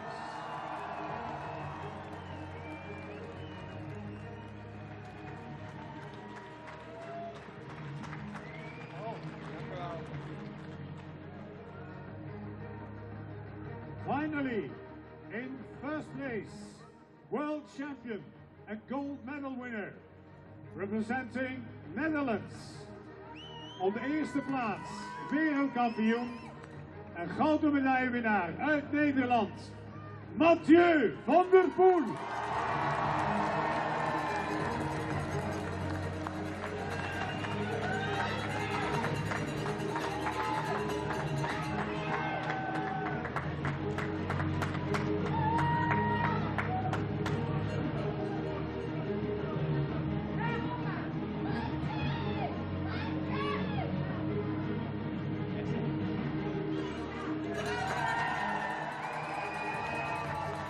The flowers will be presented by Mr. Mohamed Ridouani, the mayor of Leuven. De bloemen worden overhandigd door burgemeester Mohamed Ridouani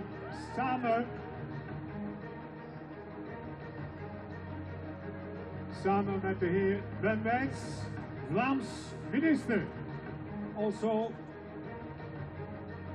congratulating the riders, Ben Wijts, Flemish minister.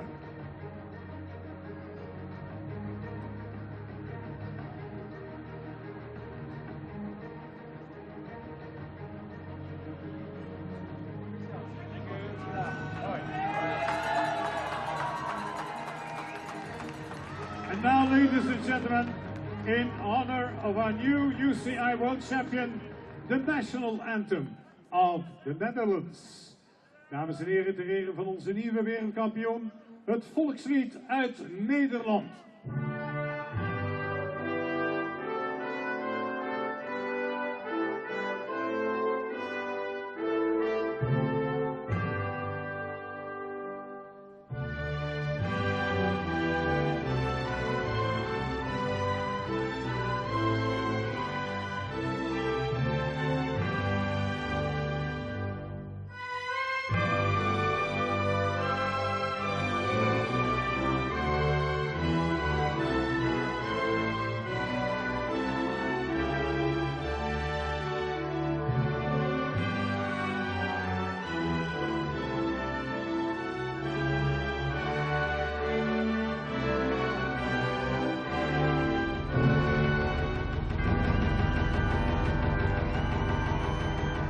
Give them a big hand, ladies and gentlemen.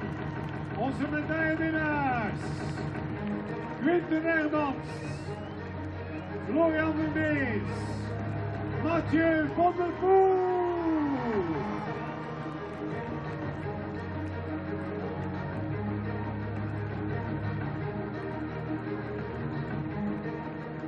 Mathieu van der Poel is the UCI Gravel World Champion for 2024.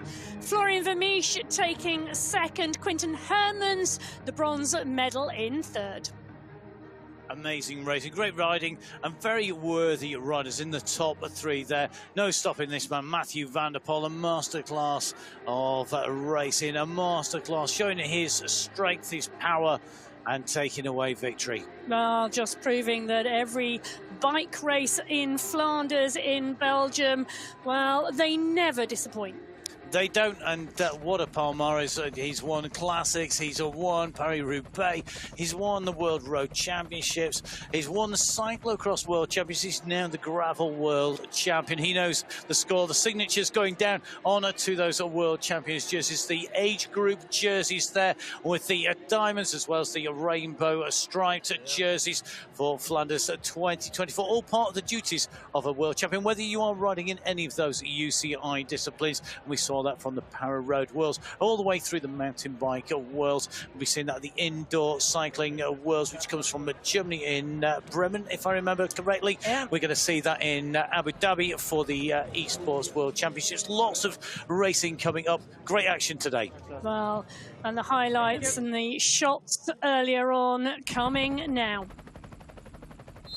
Well, he lined up on the front row and he took the win.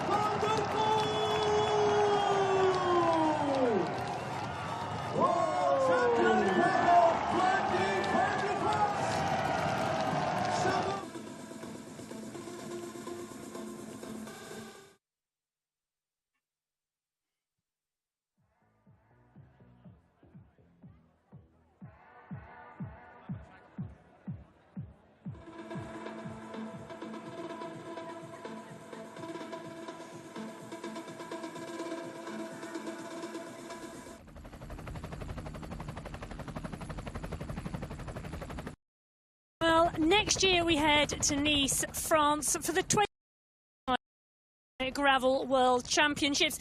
If you are looking to qualify for the UCI Gravel World Series, all the information's there. Find something local.